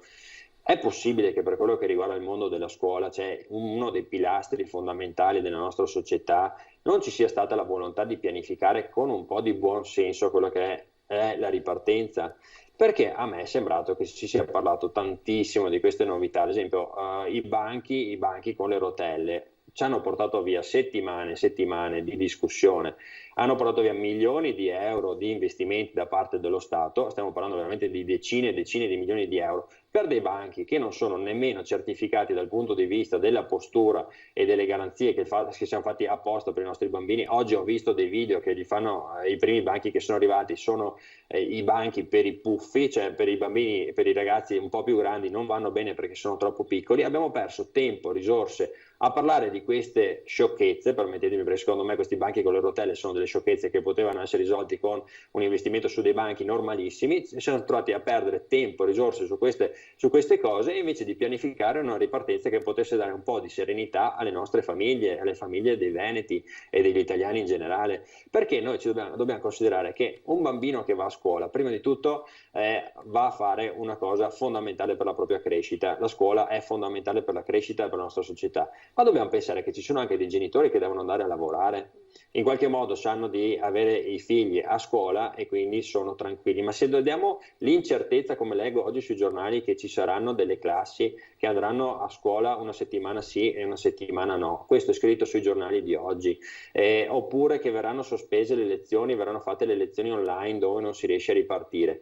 Cioè, se noi diamo questa incertezza alle famiglie venete, alle famiglie italiane, com'è possibile che si possa riprendere il minimo di normalità nella vita normale, che è proprio quella che è correlata dalla ripartenza scolastica in questo periodo? Cioè, noi dobbiamo in qualche modo capire che le famiglie devono organizzarsi, ci sono mamme e papà che vanno al lavoro e in qualche modo devono sapere come sarà l'organizzazione della settimana, non possono cadere dalle nuvole, avere un giorno mio figlio va a scuola, il giorno dopo non va, fra 2 giorni torna, dopo fa lezioni online. Ci vuole stabilità e per fare questo serve una programmazione. Allora, a proposito di programmazione, nella maniera assoluta. Grazie Villanova. A proposito di programmazione, un altro tema che è stato sollevato è legato a quello dei pediatri. I pediatri che alcuni starebbero evitando di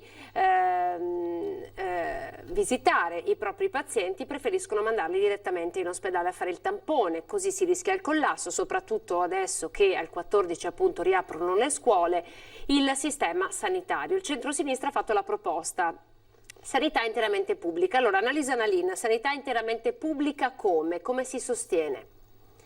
Dunque, arrivo subito, chiudo l'argomento precedente ricordando che i trasporti sono di competenza della Regione, che l'80% dell'occupazione dei bus è nota non da una settimana, 10 giorni, ma da tanto tempo, e che la Regione, sua capacità organizzativa, poteva predisporre dei trasporti privati a compensazione. L'80% poi chiudo...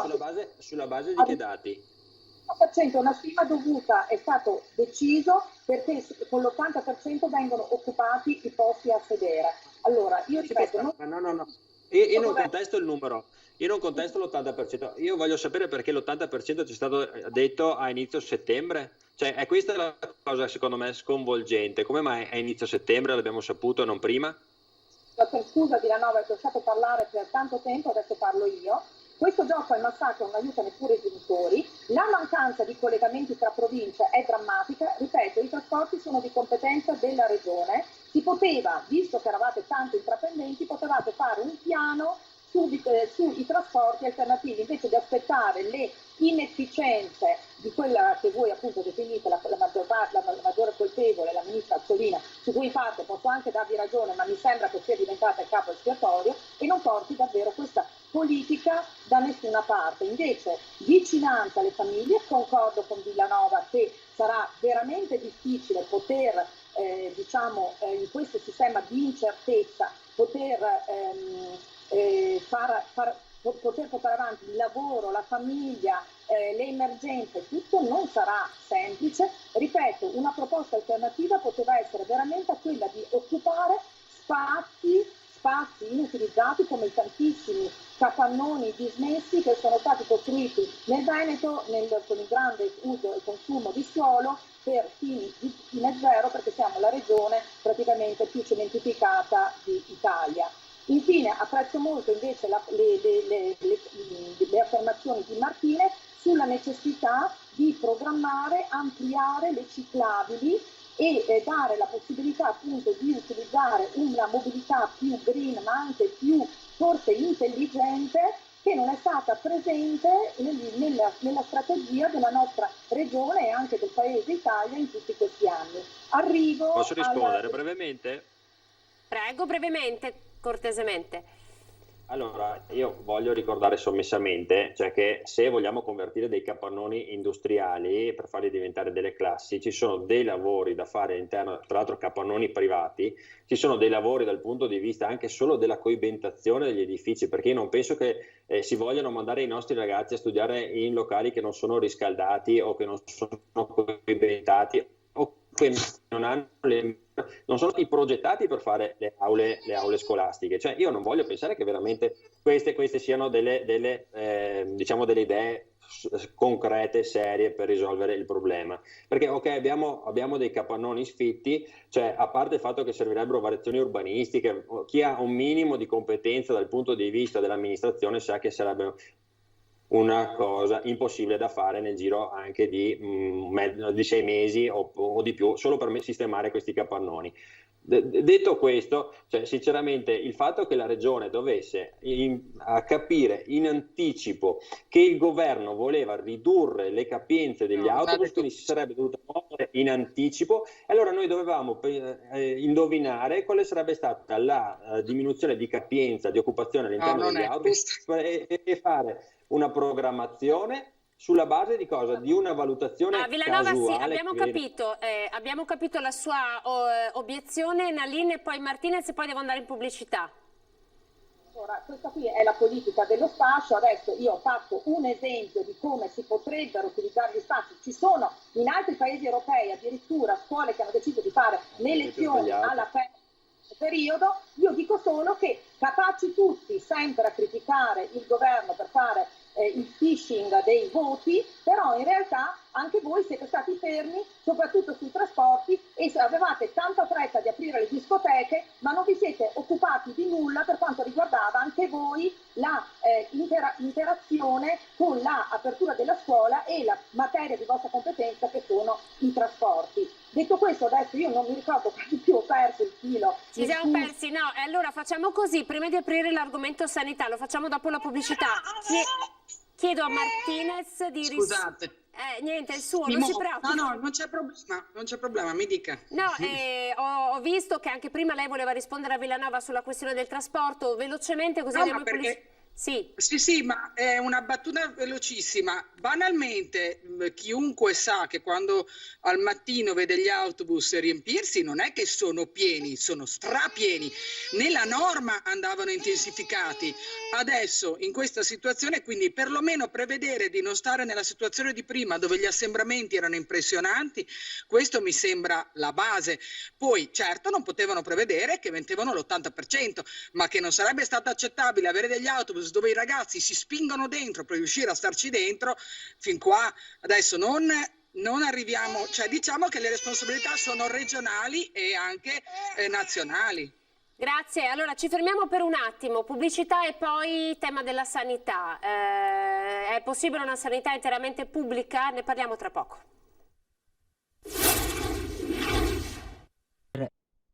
Ben ritrovati, buongiorno. Dalla scuola alla sanità siamo in una sorta di confronto elettorale con alcuni dei candidati al Consiglio regionale del Veneto. Allora, il tema che abbiamo lanciato è proprio quello legato alla sanità. È davvero possibile una sanità interamente pubblica? La proposta del centro-sinistra, quindi di tutto il gruppo a cui afferisce la lista di Annalisa Nalin. Allora, Annalisa, partiamo proprio da lei. Una sanità interamente pubblica come si sostiene e in che modo l'avete immaginata?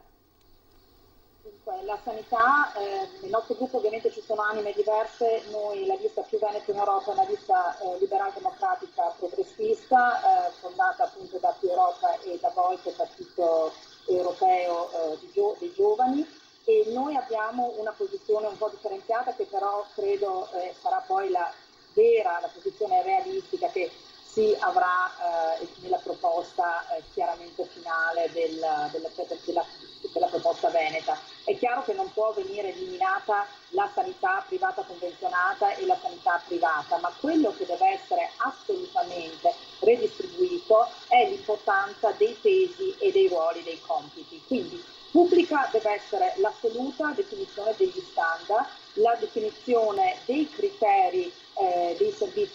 essere dati, come devono essere ripartite le risorse tra pubblico e privato nel Veneto, quindi il timone deve essere pubblico. Poi è chiaro che sul territorio a contribuire a quel servizio di utilità pubblica, e questo è il punto fondamentale, il servizio è di utilità pubblica, ci saranno diversi soggetti, tra cui quello pubblico a cui dovrà essere data molta più, diciamo, energia, sostanza, mezzi e dignità nella gestione di questa materia fondamentale, e quello privato convenzionato o privato diciamo completo, che collaboreranno sul territorio. Non potrà però più succedere, non dovrà più succedere, secondo la visione nostra di vista, che diciamo dalla piattaforma del formaggio si lasci il formaggio, la parte migliore ai privati convenzionati o ai privati, e invece la crosta rimanga al pubblico. Faccio degli esempi.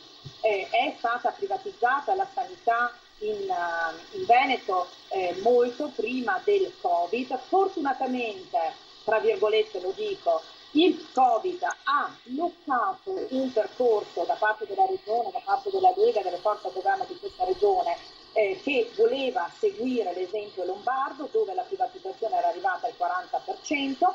In Veneto siamo tra il 24 e il 28% in certi settori, tra la media 24-28%, e in alcuni settori come l'ortopedia superiamo il 60%. Quindi che cosa dobbiamo fare? Dobbiamo ridistribuire e dobbiamo portare anche la sanità più territoriale, ancora di più rispetto a quella che eravamo riusciti, tra virgolette, a mantenere, ma la chiara tendenza politica della Lega è stata la dismissione di diversi ospedali. Ma che bugie. Perché bugie? Perché non è stato chiuso nessun ospedale. Cioè, questa è la più grande bugia che si poteva sentire, ma vabbè, lasciamola finire, dopo vai.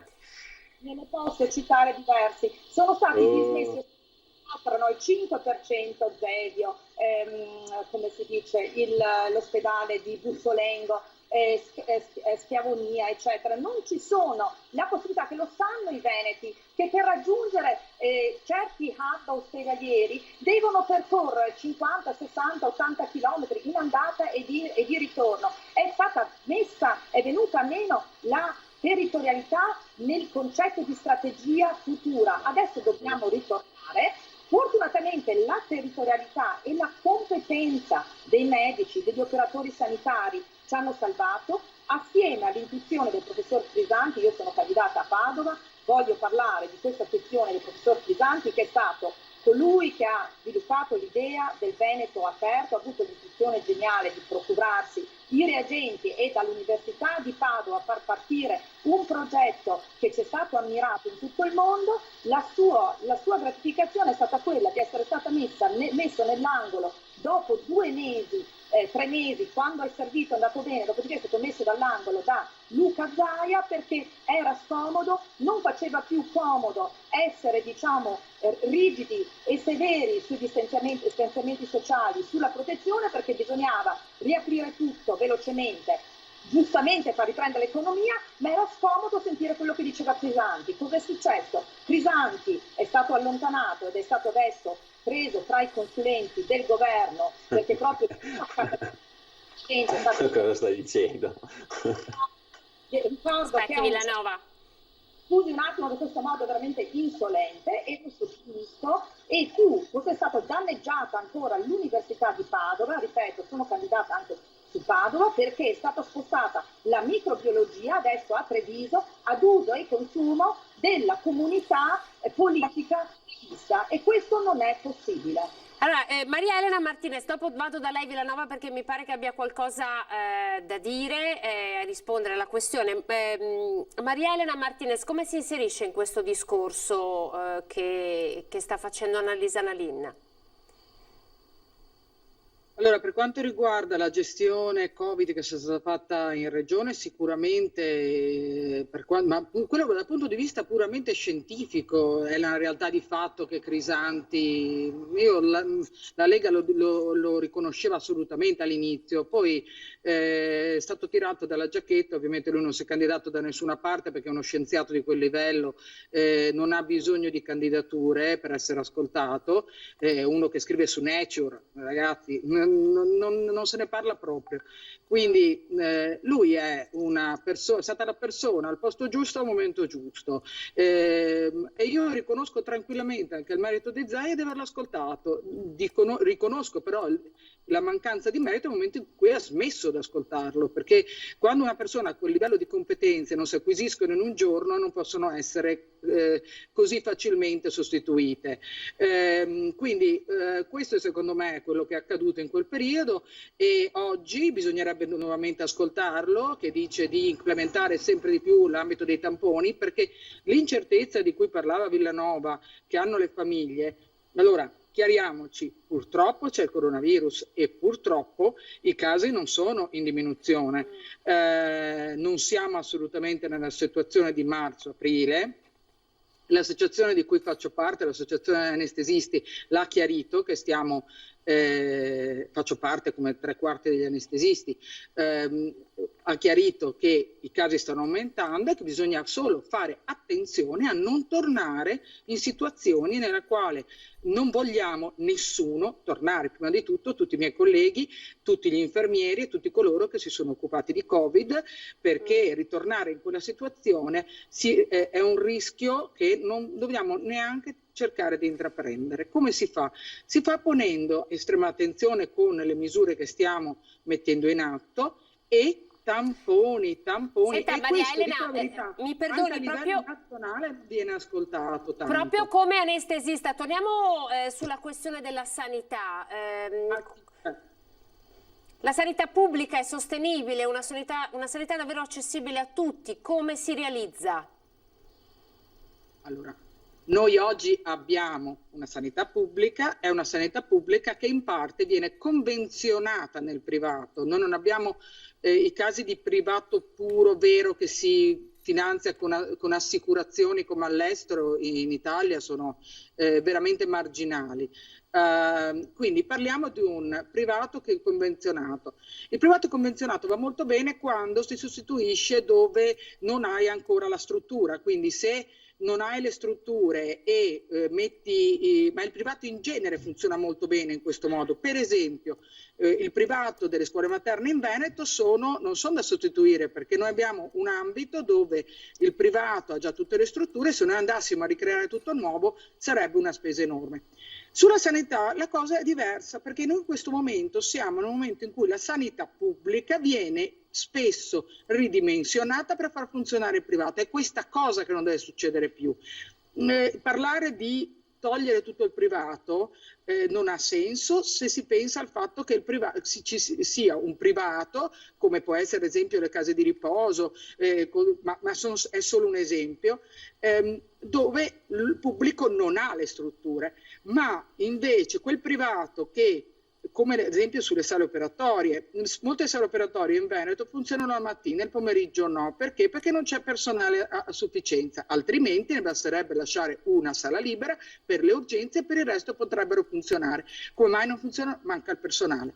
Allora, un pubblico ben pensato è un pubblico che funziona mattino, pomeriggio, la sala operatoria, e quindi va avanti. Ma come bisogna fare per far questo se abbiamo gli specialisti che fuggono dal pubblico perché poco remunerati, perché l'attività lavorativa è iperstressante? Ma perché iperstressante? Perché devono fare straordinari su straordinari. Spesso viene chiamata intramenia, ma l'intramenia nel nostro contratto è una cosa che c'è quella privata, cioè che un paziente paga al professionista, ma c'è anche quella che è l'azienda che ti paga per fare ore in più. Sono straordinari di fatto, e quello vuol dire, al posto di lavorare le 40 ore a settimana, vuol dire lavorarne 50, 60, e questi sono orari che su una persona creano stress, non eccetera, sono lo dico sostenibili. perché ci lavoro dentro, non sono sostenibili, quindi va ripensato in maniera tale da essere attrattivi per i professionisti. E non parlo solo di medici, infermieri, tutte le professionalità sanitarie, bisogna essere attrattivi in maniera tale che i concorsi non vadano a vuoto e così da poter... anche perché è fondamentale tenere il pubblico. L'abbiamo visto col Covid, il pubblico fa l'emergenza, il privato l'emergenza non la vuole fare perché è in perdita. Grazie Marianella, devo chiedere a Villanova di rispondere perché alle 14 dobbiamo chiudere. Villanova, lei sulla sanità, privato o pubblico? Devo rispondere a diverse domande allora. Innanzitutto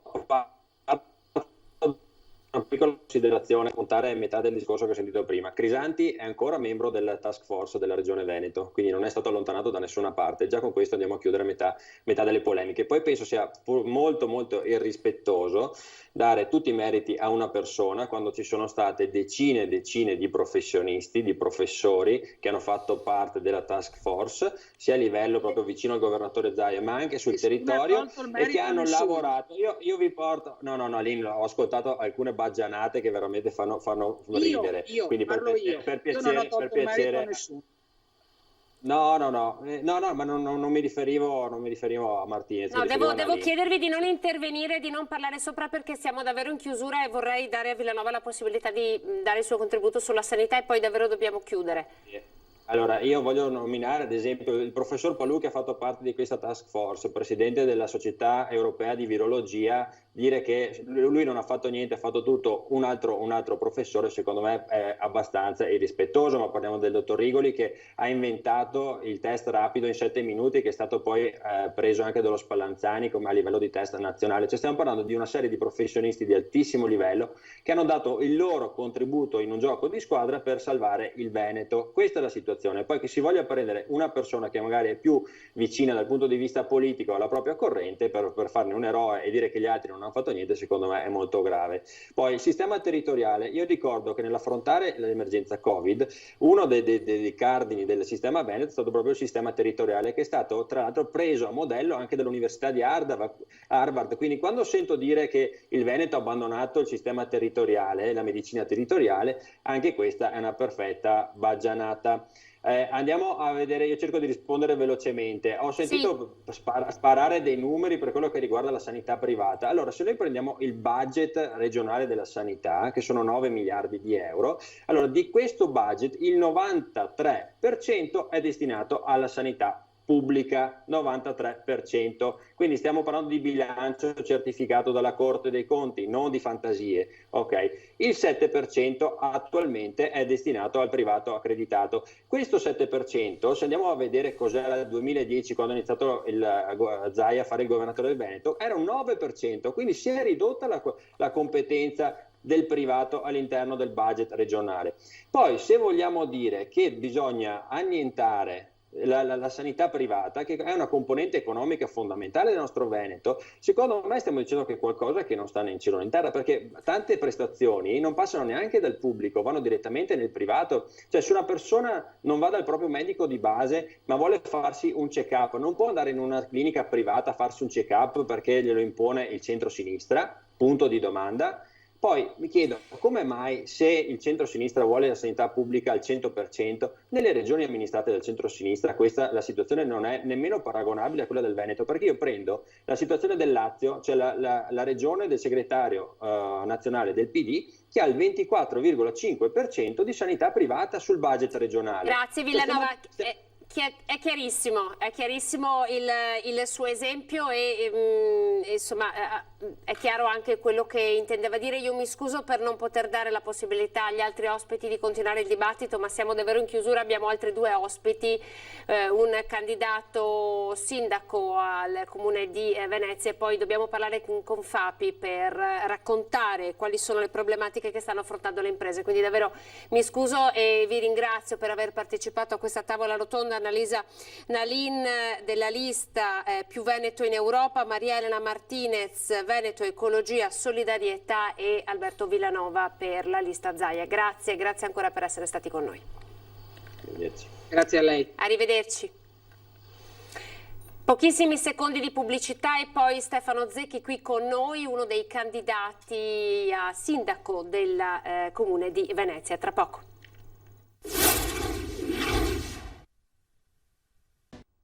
Eccoci ben ritrovati. Allora adesso ci dovremo collegare con Stefano Zecchi, candidato sindaco a Venezia. Eccolo qui, lo vedo già sta sistemando l'inquadratura. Grazie per averci atteso. So che è un po' che attende collegato.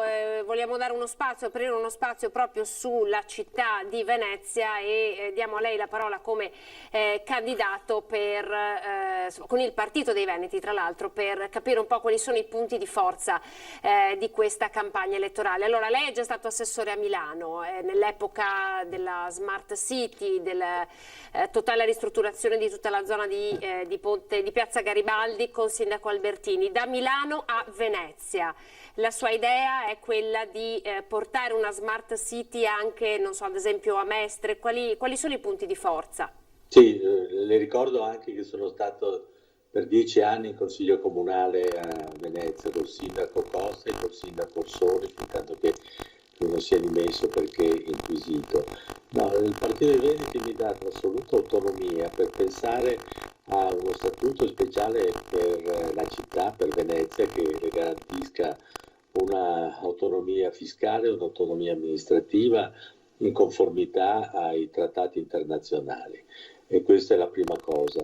La seconda cosa è che proprio questo tipo di autonomia, per esempio, oltre a rimettere in movimento tutto l'aspetto residenziale, ci sono più di 4.000 case sfitte e 150 palazzi che possono essere stati in comodato d'uso a grandi istituzioni europee e internazionali come la FAO, l'UNESCO, e gli appartamenti dare lì a chi intende fare impresa, ai giovani, defiscalizzando le loro attività, le loro potenzialità di sviluppo. Ecco, Mestre, che in fondo è stata abbandonata, non ha mai avuto un suo piano urbanistico che le desse la possibilità di organicità, di qualità dell'abitazione. Mestre ha delle potenzialità enormi, basta vedere i canali che le attraversano, che sono lasciati al degrado, potrebbe avere una bellissima diportistica, ma a prescindere da queste cose che sono così elementari che ti chiedi come mai non sono mai state fatte, Mestre può diventare, appunto, come lei diceva, una Smart City, la City di Venezia, la Greater London, quindi una città attrattiva di capitali che sono portati a Venezia, e questo darebbe la possibilità di rivedere tutto col piano urbanistico, il piano residenziale. Io dico, proprio sulla base dell'esperienza mia milanese che lei ha appena citato, che quel tipo di residenzialità che è stata ingiustamente privilegiata Venezia in tutto questo tempo rispetto a Marghera, non riscontrando, insomma, Marghera, Mestre, non riscontrandone le potenzialità. Certo, ma vede, come dicevo, Mestre può diventare una Smart City.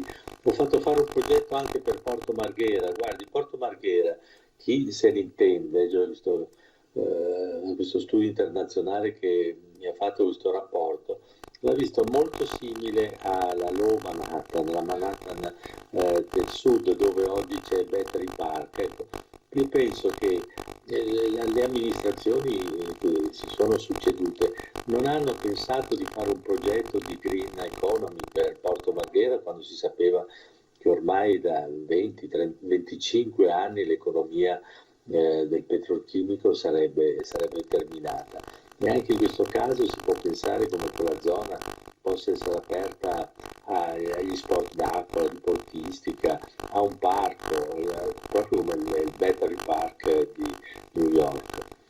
Senta, allora ha visto ieri, ha seguito la protesta con quell'occupazione della terza linea dell'inceneritore da parte di alcuni centri sociali? Siamo proprio lì a Porto Marghera, la questione è quella degli impianti Veritas con l'apertura della terza linea dell'inceneritore. Ma io li capisco perfettamente, hanno avuto uno degli inquinamenti più colossali d'Europa. È evidente che si lamentano, il problema è ovvio, bisogna capire come arrivare allo smaltimento dei rifiuti, ma loro hanno totalmente la mia solidarietà. Quella zona si può dire d'Europa, è stata una delle zone più terrificanti dal punto di vista della salute, una dimostrazione come in Italia abbia sempre prevalso l'aspetto dell'economia di sviluppo rispetto alla salute che doveva essere tutelata. Che cosa l'ha spinta a candidarsi? Questo, guardi... Non basterebbero questi 10 minuti, dice. Non lo so ancora, guardi, cosa mi ha spinto. Mi ha spinto l'amore per questa città. Io ormai ho un'età in cui posso dire presuntuosamente non cerco, come dire, gloria e onori, perché sono felice dello stipendio che ho e di quello che ho ottenuto, non ho interessi politici, non ho interessi economici. È una città che è stata abbandonata a se stessa e questo mi toglie veramente il respiro ed è una delle cose più tristi che possa pensare. Io sono nato a Venezia, cresciuto a Venezia, sono nato in piazza San Marco, in quella casa che si apre alla sinistra della Torre dell'Orologio. Era la bellezza vivente. Oggi è una bellezza che rischia di essere distrutta da un turismo asfissiante, andrebbe regolamentato con una carta di servizi, un'economia inconsistente, c'era tutto un grande artigianato d'arte e non d'arte che andrebbe tutto rivalutato, una diportistica, una cantieristica. Ecco, queste sono cose minime che io trovo spaventoso il fatto che non siano ancora state, voglio dire, messe in agenda. Senta, proprio a questo proposito, oggi ci sono alcuni politici proprio tra Burano e Murano per dare voce ai mastri vetrai, anche questo è un settore particolarmente in crisi. Immagino che nel suo progetto, nel progetto di indipendenza di Venezia, una parte consistente di fondi che rimarrebbero sul territorio sarebbero utilizzati per la valorizzazione e l'aiuto anche di queste piccole e grandi imprese. Sì, sono piccole e grandi come dice lei, perché rappresentano la tradizione della nostra civiltà veneziana, vanno protette defiscalizzando anche in questi casi e portando il più possibile una formazione che ricostruisca una tradizione. Si pensi che cos'è il valore della cultura del vetro a Venezia, ma non solo quella del vetro, io penso a quella del merletto, penso a quella della pietra, penso a quella del mosaico. Certo, Murano soffre in un modo indecente di questo abbandono di iniziative artigianali che hanno fatto grande la storia di Venezia. Io sarò a Murano lunedì e chi conosce, se mi permetto di dire, i miei studi sa che ho lavorato moltissimo sul tema dell'artigianato. L'artigianato d'arte è una delle esperienze più importanti per una società. Attraverso l'artigianato d'arte una società riconosce la propria storia e sa fare cultura. Abbandonare l'artigianato d'arte significa abbandonare la propria storia, la propria tradizione a culture indifferenziate, globali. Venezia ha la possibilità ancora di trovare la storia delle proprie tradizioni. Lei dice che insomma, il vostro piano di autogoverno sostanzialmente prevede un distacco totale da Roma in questo senso. Roma non ha dato abbastanza a Venezia? No, siamo anche in questo caso più precisi. Lo statuto speciale è uno statuto che almeno 30 città in Europa lo hanno, da Berlino a Vienna a Amburgo. È conforme ai trattati europei, quello di Lisbona, quindi non è assolutamente una scissione politica, è una ridefinizione amministrativa per le peculiarità di alcune città. Per esempio Milano sta avendo la possibilità di produrre i documenti per questa prospettiva. Io vi posso dire che ho in qualche modo messo in tasca quei documenti e se io vengo eletto sindaco la prima cosa che faccio è andare a Bruxelles e cercare in tutti i modi la strategia migliore per ottenere lo statuto. Lo statuto garantisce un'amministrazione consona alla peculiarità della città, non un distacco scissionista, ci tengo a sottolinearlo, dalla struttura del paese. E lei comunque è sostenuto anche da Antonio Guadagnini, che è come candidato alla presidenza del Veneto di fatto vuole l'indipendenza, giusto per essere corretti e chiari nella spiegazione. L'indipendenza in questi casi che chiede Antonio è semplicemente il rispetto di un referendum che si è vinto al 97% nel 2017 e che non ha avuto ancora seguito.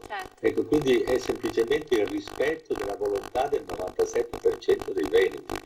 E questa è la strategia. E lei ha fatto bene a ricordare questo rapporto, perché io sono entrato e ho avuto la possibilità di entrare non in una lista civica che viene costruita per l'occasione, ma all'interno di un contesto politico più complesso che appunto prevede una relazione organica con la regione. Queste cose non si possono fare alzandosi alla mattina dal letto e decidendole come se fosse qualche cosa che si fa come quando si beve il caffè e basta. No, lì evidentemente ci deve essere una struttura, una relazione, un'organizzazione, un pensiero politico, e questo pensiero politico si costruisce passo per passo.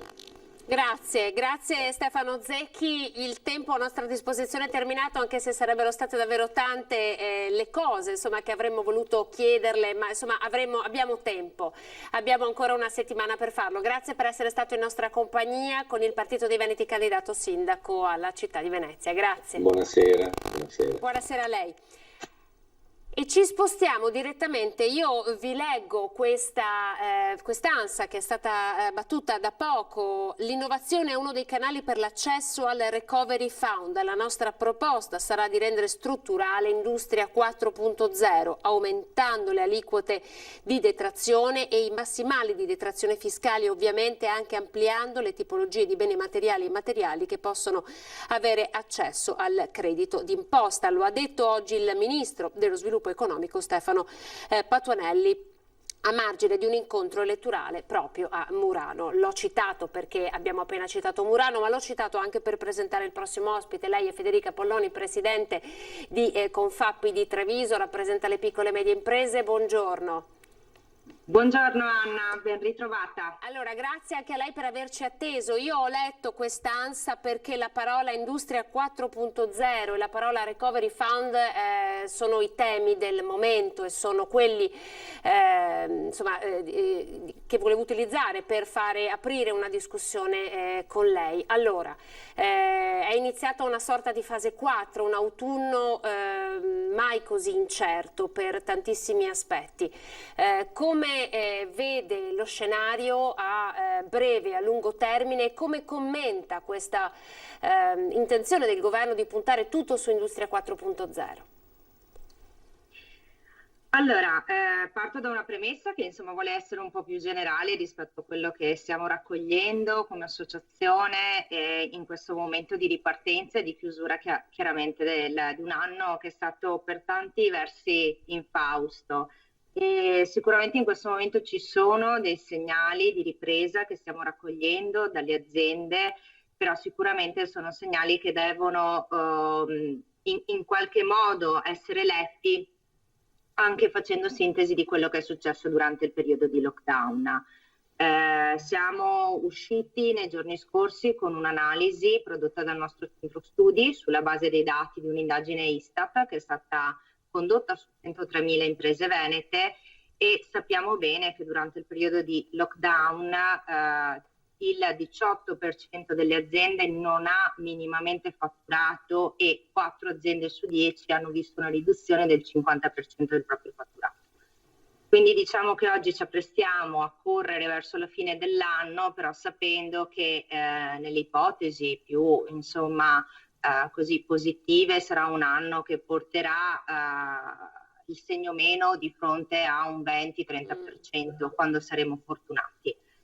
Detto questo, chiaro che come aziende noi abbiamo un obbligo che è una responsabilità ovviamente morale, sociale, ci appartiene anche come imprenditori dal momento in cui abbiamo scelto di fare impresa, che è quella di pensare al futuro.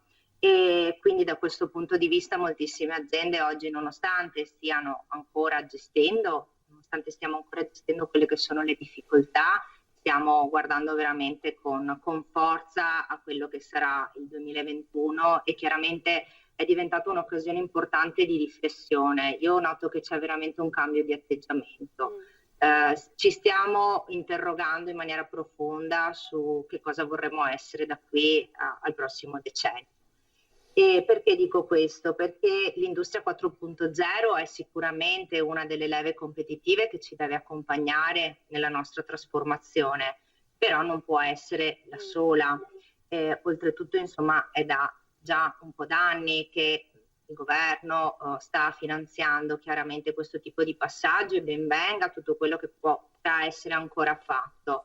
Chiaro che dobbiamo però lavorare anche su quelle che sono le condizioni di contesto, perché altrimenti queste trasformazioni non possono proprio realizzarsi e innestarsi in maniera efficace e soprattutto rischiano di lasciare indietro qualcuno.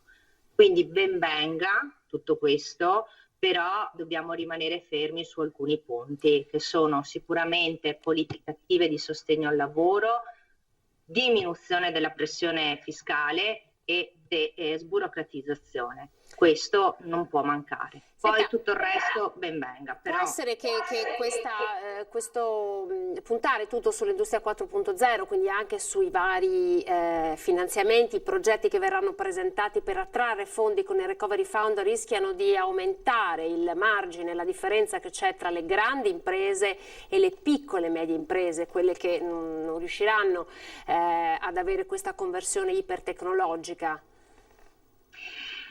Ma allora credo che non si giochi solo su questo il distanziamento, anche perché poi la piccola e media impresa, insomma, nel nostro territorio è fortemente in rete, in filiera con la grande impresa, però c'è anche questo rischio, ripeto, c'è questo rischio se non lavoriamo anche sulle altre condizioni, perché chiaramente una piccola e media impresa al suo interno anche non sempre ha il know-how e le competenze. Chiaro che queste misure però vanno a finanziare anche quella che può essere la parte consulenziale, però dobbiamo dare prima respiro alle aziende, perché se non risolviamo i mal di pancia che ci sono è difficile riuscire a sognare in grande, quindi noi dobbiamo aiutare i nostri imprenditori a risolvere i problemi che sono quotidiani. A quel punto allora abbiamo lo spazio, il margine e la forza per poter anche pensare ad altro.